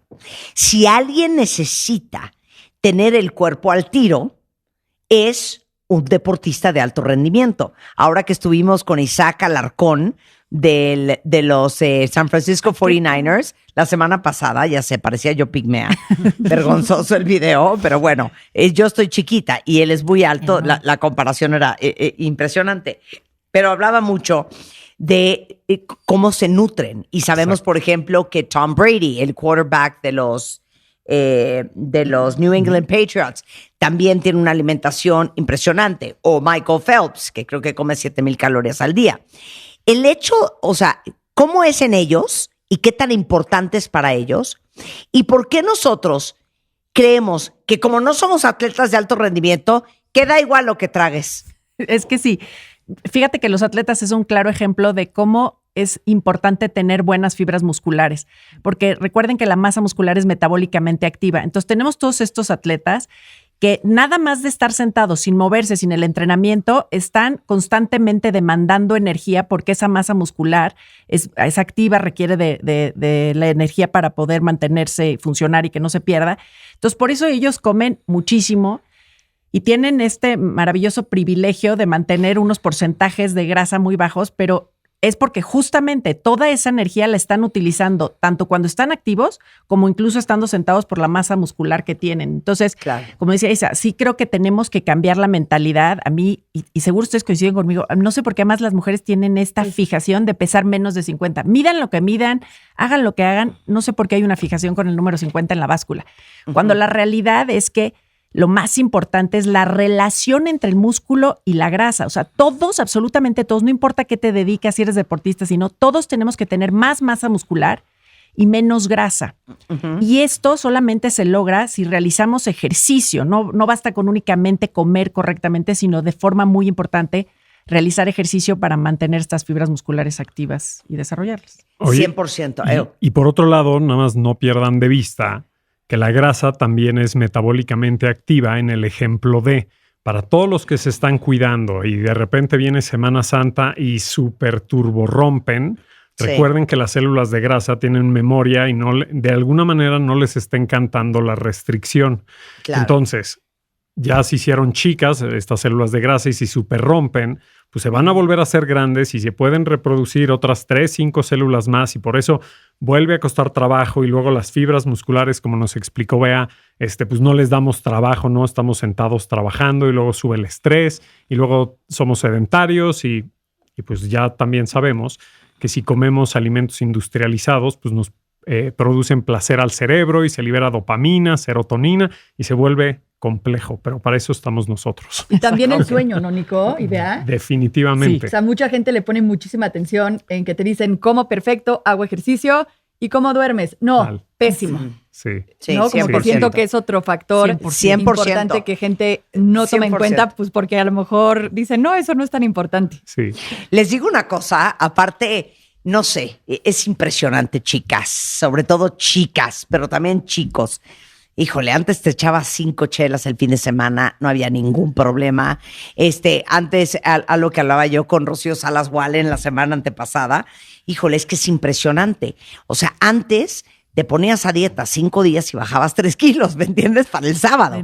Van pasando los años y obviamente nuestro cuerpo cambia. Y las necesidades que tiene nuestro cuerpo son diferentes. Y algo que hemos aprendido con Isa, con Bea y con Nico, fuera y dentro de los retos que hemos hecho juntos, es que cada vez, conforme van pasando los años, perdemos masa muscular. Por eso hay tanta gente con reemplazos de cadera y problemas de rodilla, porque quien está cargando su peso son las articulaciones. Y ya sabemos que el músculo es igual a juventud. Y si ustedes quieren ser unas viejitas y viejitos activos, que se muevan como jóvenes, que puedan bajar y subir unas escaleras corriendo, que puedan agacharse por unas bolsas del súper sin que les rompan las lumbares, o sea, necesitamos construir músculo. Entonces, por eso, sobre todo ahora, y porque sé que el gran grueso de la audiencia tendrá 30, 35, 40, 50, 60 años, más que nada, tenemos que tener un nutriólogo junto para que nos diga qué comer para estar bien, para tener energía, para que no estar cansados todo el día y arrastrándonos por la vida. Los corajes que han de hacer los nutriólogos. Entonces, a ver, va. Y es Montessori, quien la tenga primero. Okay. La primera pregunta, ¿cuál es el paciente más difícil que han tenido que no van a olvidar nunca? A ver, ¿quién lo trae? Ok, yo tengo una. A ver, ok, va. Mira, me acuerdo que trabajando en el ABC veía a un adolescente que tenía que perder peso, iba un poco contrarreloj porque se tenía que operar de otra cosa, pero primero necesitaba que perdiera peso. Y la verdad es que, iba bien, normal, y normal muy bien. Y un día llegó su papá a consulta con ella y me dijo que si yo no hacía mi trabajo bien y no la bajaba de peso, el señor iba a ver la posibilidad de mandarme golpear. No es cierto. Sí, entonces, así de desesperado estaba sí me el dijo, señor. de mandarme golpear, Ajá. pero justo lo manejé muy bien, muy políticamente correcto, que estábamos tratando a su hija y iba de la mejor manera posible, pero sí dije, oye, ¿qué onda? ¿Cómo que mandarme golpear? O sea, ¿qué está pasando? Que la niña deje de hacer trampa, Sí, ¿no? o sea, a ver, tú y yo, vea, Isa. Yo le voy a decir, creo que van a coincidir conmigo, los pacientes más difíciles son aquellos que se creen nutriólogos. Ah, claro. Que llegan O sea, a retarte y te dicen, le das en el desayuno, ¿pero por qué me mandas carbohidratos en el desayuno? No, supuestamente los carbohidratos en el desayuno no deberían de estar incluidos porque justamente tu metabolismo no está y tú dices, ay, a ver, le tengo que dar una clase de metabolismo. O luego, me pusiste fruta en la noche, en la noche no debería de haber fruta y todo te cuestionan. Entonces yo sí, esos pacientes los sufro mucho, mucho. Oye, los y yo una vez leí. Sí, eso. En un no sé dónde. En un TikTok. Que sí, no sé, desayunabas antes de las 8 de la mañana, te iba a pasar. No, es que ve, ahorita estás conmigo, confía en mí, te lo voy a explicar. Y otra vez. Y te hacen caritas. Y veamos. Exacto. Oigan, ¿nos cachan cuando no hacemos el programa de alimentación correctamente o no Sí. nos cachan? ¿Sabes que Sí. yo cacho mucho que también hago muchos corajes honestamente? Porque te lo juro.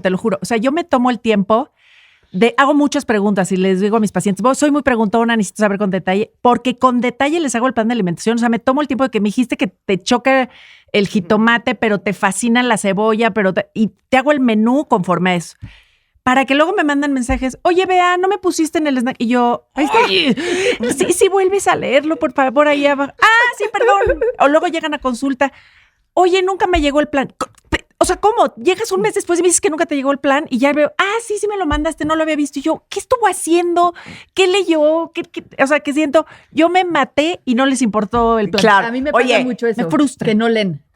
Ajá, que no leen. Y te juro que desde que a mí me molesta tanto que la gente no lea, ya en cualquier cosa, digo, no voy a preguntar nada sin antes leer porque no quiero ser esa persona. Sí. No sabes de antes de preguntar en el chat del salón de tu hija. No, pero te voy a decir una cosa. Pero yo voy a defender a todos los demás. A veces mandan 6 hojas que viene lo que sí, lo que no, pero opciones de menú, pero variables, pero esto. Que es como el Excel, güey. O sea, que uno siente que entendió, pero la neta no entendió nada. No, yo se los mando yo punto. también. A ver, punto número 1, te vas a hacer estos y estos estudios. Punto número 2, suspendes este suplemento. Punto número 3, retomes. Y luego un plan de alimentación con peras y manzanas. O sea, estos son frutas, estos son verduras, estos son carbohidratos. O sea... Yo también procuro mandarlo muy sencillo. Procura ser muy, muy claro. No, Procura ser muy claro. Oye, muy didáctico. A mí una que a veces me da risa un poco, que así lo veo, es cuando me tratan de endulzar. O sea, tipo... Hola, ¿cómo estás? No, fíjate que muy bien, he estado aplicadísimo, ¿verdad? Y así te empiezan a endulzar. Le digo, no. A ver, no me endulces porque yo sé que hay algo que no... exacto, que no... Bueno, o sea, sí, mi fin de semana, sí, bueno, sí, tomé muchísimo, sí, ya sabes, así como, no me endulces. Claro. La semana antepasada dijo Isa y Nico una cosa, mi querida Beatriz, que a mí nunca se me va a olvidar. Contaste la historia de que tenías un paciente que odiaba el huevo. De hecho, lo tomé personal porque yo no soporto el huevo. Y entonces que el paciente te discutía de que no, porque no me gusta el huevo, y le dijiste, pues adivina qué, te lo tragas. Y él te dijo, pero es que te lo tragas. Pero, ¿sabes por qué? Porque eres adulto. Y los adultos hacen lo que tienen que hacer aun cuando no tienen ganas. Entonces, todo esto lo digo porque les voy a contar una historia a los cuentavientes. Ya les dije que este año que empecé tristeando, hice una lista de todos los cambios que yo quiero hacer para sentirme bien. Y dentro de esa lista está obviamente mi alimentación. Me voy a poner todavía más picuda cuando entren al quite Nicolás y Bea el 4 de febrero en el reto. Pero ya estoy haciendo yo mis cosas. Si les quiero comentar, Isa, Bea y Nico. Entonces, cada vez que me tomo mi licuado cuentavientes, me acuerdo de lo que dijo Beatriz. Cuando digo, ya no me lo voy a tomar, qué asco, digo, no, sí me lo voy a tomar. ¿Sabes por qué? ¿Sabes por qué, Marta? Porque eres adulta. Entonces, mi licuado tiene proteína, ¿ok? Bien. Tiene berries, hasta ahí todo va bien. Muy bien. Tiene colágeno hidrolizado, que no sé ni siquiera si sirve, pero yo le echo un scoop. ¿Bien? Sí. Y aquí es donde la marrana tuerce el rabo. Hice una receta ven que dicen que decían las abuelas que es buenísima la grenetina para el pelo y las uñas. ¿Confirman o no confirman? Sí, confirmado. Sí. Buenísimo. ¿Sí me va a servir? Sí, Okay. sí. En 300 mililitros de agua, diluí 50 gramos de grenetina. Entonces luego lo refrigeré y me quedó una gelatina más dura que un cartílago. ¿Okay? Entonces lo corté en cuadros y cada mañana le echo uno de esos cuadros a mi licuado. Licuamos todo en la Ninja y esa es la proteína que me tomo. Nada más que como es tan espesa esa gelatina, pues no alcanza a diluirse. Entonces hagan de cuenta que cuando tomo mi licuado, haz de cuenta que estuviera tomando pedazos de tapioca. ¿Ya sabes? Pues me llegan esos pedazos como de cartílago y cada vez que digo, qué asco, ya no me lo voy a tomar, digo, Marta, te lo tomas. adulto. ¿Por qué? Porque eres una adulta. Oye, Entonces, Marta, pero ustedes tienen que hacer lo que tienen que hacer Sí. porque son adultos. Y los adultos tenemos que aprender a darnos las instrucciones que nos daban nuestros papás y hacer lo que tenemos que hacer, aun cuando no quieres, cuando no tienes ganas, cuando no te gusta y cuando no tienes motivación. A ver, Van. No, y yo creo, Marta, que eso que te pasa a ti, bueno, no sé a Bea y a Nico, pero a mí también me pasa. O sea, yo hoy en la mañana feliz me hubiera quedado en mi cama con un café viendo una serie, Sí. pero dije, me quiero sentir como me siento después de hacer el ejercicio. Ganas como de ahorita hacerlo, no. Pero lo que dijo Bea, soy adulto, sé que lo tengo que hacer, sé que me conviene, lo hice y nunca me arrepentí de no haberme quedado con el café y la serie. O sea, me siento seguro mucho mejor. Bea, eres adulto. Sí, es que yo 100% creo, y les pongo el ejemplo a mis pacientes, tú no levantas a tus hijos en la mañana y les dices, cariño, ¿quieres ir hoy a la escuela? O sea, no les preguntas, los agarras de los pelos, los vistes y los mandas. O sea, es lo mismo tiene que ser con nosotros. Entonces, muchas personas están esperando en la mañana y se preguntan, ¿quiero hacer ejercicio? No te preguntes, te levantas, te vistes y vas a hacer ejercicio. Claro. Ese es el problema. Cuando empiezas a tener ese diálogo interno, pues obviamente muchas de las cosas que Por hacemos eso, no las pero quisiéramos los hacer. pacientes sí les remilgan, les discuten.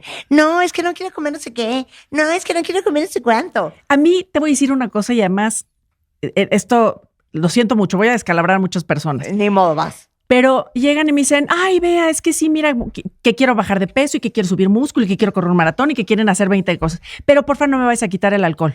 No, bueno, cariño, o sea, coopera. O sea, luego les digo, o sea, puedes tener todo en esta vida, pero no al mismo tiempo. Entonces, ese afán de querer correr el maratón, pero también quieres embarazarte, pero además también quieres terminar la maestría, pero no quieres dejar el alcohol, o sea, no, decidan bien sus batallas.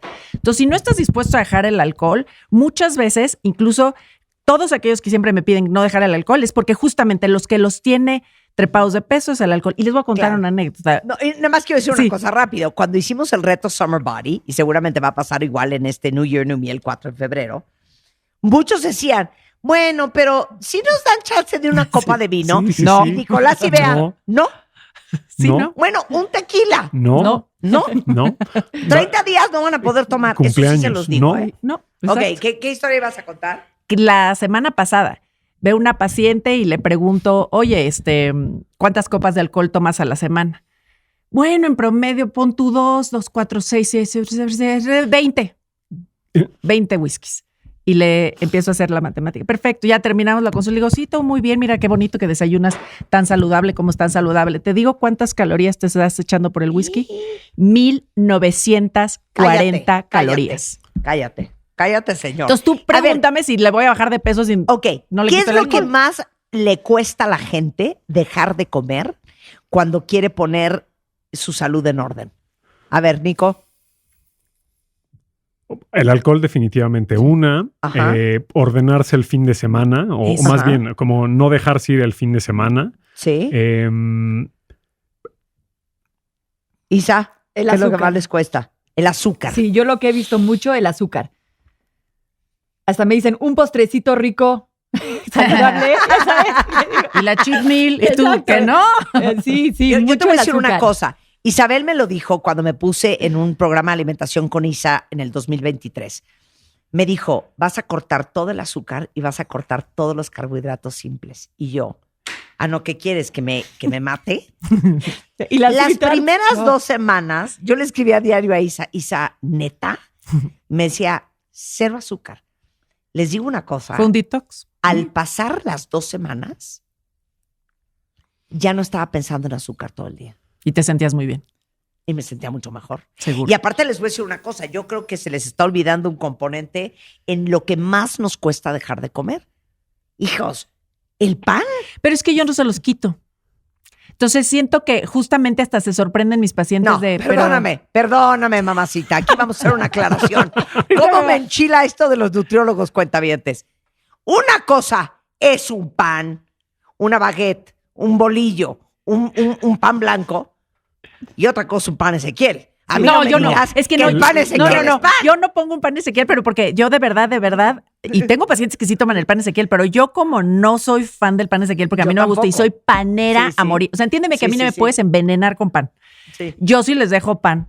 ¿Verdad? Mira, yo también les dejo pan, sí. Ajá. Pero a ver, yo les doy una lata tremenda en los cambios de estilo de vida, Marta. O sea, ¿quieres pan? Sí se va a poder, pero vas a empezar con tu proteína y la verdura y luego comes menos pan, pero después tienes que irte a caminar 20 minutos. O sea, todo muy ordenado. Hay consecuencias. Sí, que no lleguen a ganarse la canasta de pan, claro. ¿no? Lo que dice Nico. Y al final... No, es que yo estoy tan mal que cuando me dice Isa, ¿y si vas a poder comer pan, Marta? Eso es un pan de 7 granos. No, ese pan ya no lo quiero.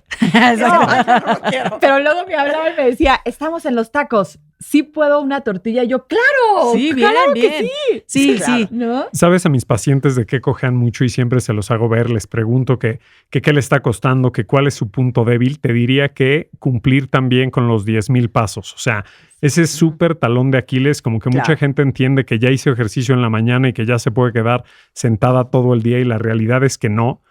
Se tienen que activar, tienen que, por cada máximo 2 horas de estar sentado, que se levanten, que hagan sentadillas, que suban las escaleras, que se suban más lejos del transporte público, que se bajen antes y que caminen. Vean, no me dejará mentir, el otro día estábamos grabando y pues le dije, ya me tengo que ir corriendo. Me dice, ¿cómo? ¿No traes coche? No, me regresé en metro. ¿Por qué? Para cumplir toda esa parte. Y sobre todo, a ver, pero para todos los que nos están escuchando, cuando vean de qué pie están cojeando, como echarle coco, como de, bueno, ok, pues sí tengo que estar sentada en una junta, pero qué tal que le puedes poner mute, pero qué tal que puedes caminar alrededor de tu escritorio, pero todos ese tipo de cosas, como ver el cómo sí me explico, no quedarse en, no, pues no puedo, no pude. Sí, claro. A ver, ahora les va otra pregunta. ¿Cuál es el déficit alimentario más común entre la gente? La vitamina D. Sí, es impresionante. vitamina Mucha D. gente llega a mi consultorio deprimidos, pero arrastrados, pero la vida ya no pueden más, pero ellos creen que es normal porque tienen muchísimas cosas en la vida, ¿no? Estoy barajando demasiadas pelotas, es normal que me sienta cansado, triste, apagado.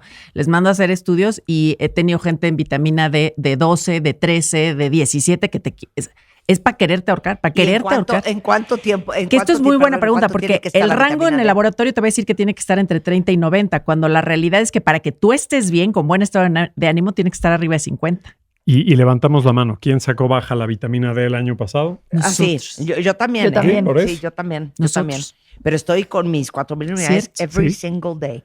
Oye, igual. Y luego yo pensé que me iban a decir como que quedarte en uno de mantenimiento, ¿no? Porque hay gente que se Sí. suplementa, luego lo deja y vuelve baja otra vez. rapidísimo, baja. El otro día felicité a una paciente, luego la vuelvo a ver. Me dice, ¿te acuerdas que me habías felicitado por la D? Ahora hoy me vas a regañar. Pero porque la dejaron. Pero yo por no lo completo. podía creer, pero, Ajá. o sea, le dije, sí, o sea, de 1 mes y medio acá la había bajado. Bueno, yo pensé que iban a decir proteína. Es que En deficiencia de alimento, de ¿no? alimentos Sería de deficiencia diferente. como Sí, tal, de pero alimento. malos para comer. Híjole, no sé si Yo no decía eso el las carbohidrato, verduras. la No, el proteína, miedo, ¿no? Que el lo que miedo al menos- carbohidrato. Yo también coincido con El Nico. miedo. El miedo al Que eso sí, carbohidrato. sí. Eso es cierto. muy común, el Sí, miedo No, al bueno, es carbohidrato. que te topas. te digo una cosa, Que no la comen verdad es que carbohidratos. cuando a mí me dices, no, y en la noche te comes 2 tostadas y entonces les echas aguacate y Ajá, y entonces la les echas proteína. queso panela y entonces te comes una lata de atún. Hijo, lo de las tostadas en la noche me pone muy nervioso. Pero ve, Marta, yo lo veo mucho Y tipo, a mí me pasa que hasta mi esposo desconfía, ¿no? Que así regresamos de vacaciones y me dice, ahora sí ayúdame. Y le digo, sí, claro, yo te ayudo. ¿Y qué voy a cenar? Digo, 2 tostadas con frijoles, no me estás con ayudando. pollo. Y me dice, ¿cómo 2 tostadas? ¿Por qué? ¿Por qué puedo tostadas? Pero a lo mejor y se come 5 puños de nueces. Ah, exacto. ¿no? Eso. Claro. Y la Eso grasa pasa es mucho. muchísimo más calórica, 100%. pero no le tienen miedo a la bolsa de nueces. Eso lo veo súper Pero la tostada común. la ven como el pecado mortal. Pero nueces tragando y yo, calcula las calorías de las nueces que El se bote están de comiendo nueces. y digo, Sí. Dios santo, deja de comer nueces y échate 2 tostadas en la noche, Exacto. por piedad. Sí. Oigan, a ver, ¿cuál es el mito nutricional más absurdo que han escuchado de los pacientes? Híjoles. Que el carbohidrato engorda. Ajá. Que la fruta después de las 6 engorda. Eso también. Sí. Quitarte el desayuno o la cena es correcto, bueno, Sí. van a bajar más, ¿no? O hacer probablemente doble ejercicio, ¿no? Así como mañana y O noche. que comer varias veces al día te va a bajar de peso. Esa es cosa la que yo iba a no. decir, Bea. A ver, que ¿cuál? entre más veces comas más poquito, Y es vas a mejor bajar de porque peso. vas a Y no es acelerar el cierto. metabolismo. Y no. Mentira, Y no. mentira. Mentira. No aceleras el Mentira. metabolismo. Hay gente que le funciona, hay gente que nada más hace 3 comidas al día, lo que a cada quien le funcione en ese sentido. Luego, a mí también me han preguntado mucho que les digo, es bien importante hacer ejercicio de fuerza. No sé si a ustedes les han dicho pero ¿cómo? Si la grasa se me va a poner dura Ah, y sí, después no se va a ir. 100%. Y yo, ¿cómo? Hablábamos de eso con Irene ¿Cómo Abad. que la grasa dura? Si es Sí, otro sí, sí, tejido. sí, sí, sí. O sea, no. ¿De dónde Sí. salió eso? 100%, 100%. A ver, algo más, porque ya quiero cambiar de tema que quieran compartir. De historias de terror o de qué. Sí, de lo que quieran. Es que, bueno, la verdad es que yo quiero hablar en lo personal, amo dedicarme a la consulta, amo dar consulta, amo hablar con mis pacientes. Sí creo, y seguro van a coincidir ustedes conmigo, que terminamos siendo psicólogos. O sea, es impresionante, y esto sí lo quiero decir porque el vínculo que hay entre las emociones y la alimentación es sumamente entrañable. Entonces, es muy importante a veces arreglar lo emocional antes que querer arreglar la alimentación. Entonces, me he topado con pacientes que traen la vida de cabeza y vienen por una dieta y les digo, no, es que tú no necesitas una dieta, tú lo que necesitas es empezar a terapia o arreglar este tema o ya divorciarte o ya llevarte bien con tus hijos, porque terminamos reflejando en nuestra alimentación muchas de las broncas emocionales que tenemos. Entonces, para mí la parte psicológica me parece muy importante como involucrarla, abordarla en la consulta. Y otra también muy importante, yo les diría que no se comparen contra nadie, ¿no? O sea, todos somos únicos, individuales. Sí. Y que es mucho eso, ay, a mi amiga le dieron esto o a, no sé, a alguien de la familia. Uno, que no se comparen. Y 2, a lo mejor lo que te funcionó en algún tiempo, pues hoy no te va a funcionar porque todo cambió. O sea, porque ahí estabas en la universidad y ahora trabajas y ahora eres mamá y ahora eres mamá de 3. O sea, entre todo va cambiando. Como que no se casen como con eso, o sea, no se comparen, no hagan lo de la misma persona. La parte emocional que les dijo, Bea, sumamente importante. Y sobre todo, a lo mejor, que todos los que se quieren poner a dieta, que lo razonen al revés. En lugar de quitarse alimento, no, o sea, entender que hay que nutrir a la masa muscular y a su vez, pues no nutrir ni hacer cosas que nutran de manera negativa la grasa. Preocuparnos por dormir, por cuidar el estrés, por lo emocional, por ser constantes y no perfectos, por estar contentas. Todo ese tipo de cosas creo que les cambia. Sí, y coincido total con lo que dijo Bea y Nico. Y yo también les digo mucho que busquen algo sostenible, o sea, que lo puedan hacer con lo que se sientan felices, no algo súper extremo con el único objetivo de perder kilos, porque después esos programas, ¿no?, en donde solo te enfocas en perder kilos, vas a pasar hambre, vas a estar irritable, van a perjudicar tus hormonas, no vas a hacer masa muscular y puede salir contraproducente. Entonces, muchas veces que el foco esté en todo lo que vas a ganar, que va a ser muchísimo, y lo que tienes que perder llegará como consecuencia. Claro, y probablemente también verlo al revés, ¿no? O sea, la meta no es hacer músculo, la meta no es bajar grasa, la meta no es mantenerse, la meta no son los laboratorios, la meta no es estar saludable. Todo eso fue el resultado, consecuencia de cambios puntuales y sí, involucró ser disciplinados, involucró ser constantes, pero si de repente te bajas del barco, pues hay que, les damos herramientas para que se vuelvan a subir y pues sea más fácil y pues no se dejen ir, como siempre decimos cuando se dejan ir. Y yo les recomendaría que sea cual sea el abordaje que vayan a tener, que lo hagan desde un lugar muy amoroso. Trátense con amor, trátense con muchísimo respeto, háblense incluso de una manera muy amorosa, porque al final del día a veces son hábitos que nos inculcaron desde niños y entonces pues es muy difícil cambiarlos. Sí. Entonces no se traten de forma dura, no se castiguen, no se premien, sino hagan todo esto de una manera sumamente amorosa. Sí. 100%. Oigan, y les quiero decir una cosa, no sé por qué, porque el principio de año son momentos muy pensativos y son momentos de mucha reflexión y de evaluación natural. Y a lo mejor muchos están con todo y como súper organizados y muy estructurados, y otros a lo mejor necesitan ayuda. Y cuando uno necesita ayuda porque necesita alguien que lo contenga, alguien que lo guíe, alguien que lo organice, déjenme decirles que el 4 de febrero empezamos el programa, el reto New Year, New Me, Nuevo Año, Nuevo Yo, y vamos a entrenar con Nico y Bea, encargados del tema de nutrición. Va a estar Irene Abadi en la parte de entrenamiento para mujeres que tienen perimenopausia y menopausia, necesitan otro tipo de entrenamiento y mucho enfoque a construir masa muscular y a estar mucho más fuertes. Va a estar Einar Méndez entrenando también a todos los demás que están en otra circunstancia. Y se los ofrezco porque de repente cuando uno hace las cosas en comunidad, cuando uno hace las cosas en grupo, es más fácil. Inviten a sus amigas, inviten a su familia, metan al marido, a sus hijos mayores de 18 años. Pero arranquemos el 4 de febrero con un plan mucho más organizado y con foco y con control de cómo queremos sentirnos, cómo queremos vernos, cómo queremos estar este 2025, para que no repitamos el año pasado, para que avancemos, para que sigamos creciendo, para que mejoremos. Bien decía mi madre, no hay ningún pretexto para no ser la mejor versión de ti mismo.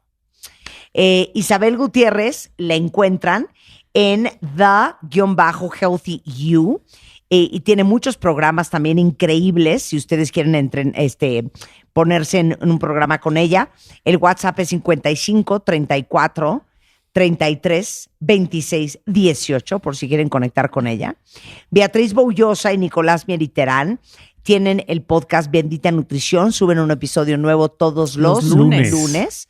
Hoy lo escuchan en Spotify, Amazon Music, Apple Podcast. Explican mucho de cómo funciona tu cuerpo, la alimentación, y van a aprender muchas cosas para que estén más en control de su salud. Nicolás Mieriterán está en Nicolás Mieriterán en Instagram, ahí lo pueden contactar súper fácil. Y Beatriz Boullosa está en Instagram y Twitter como @BeaBoullosa, por si la quieren también contactar. Ahí están 3 súper nutriólogos, súper recomendados para que se pongan al tiro y cuiden su salud y mejoren su salud y dejen de tomar tanta pastilla para componerse X, Y y Z, cuando la alimentación es la fuente de la salud más importante.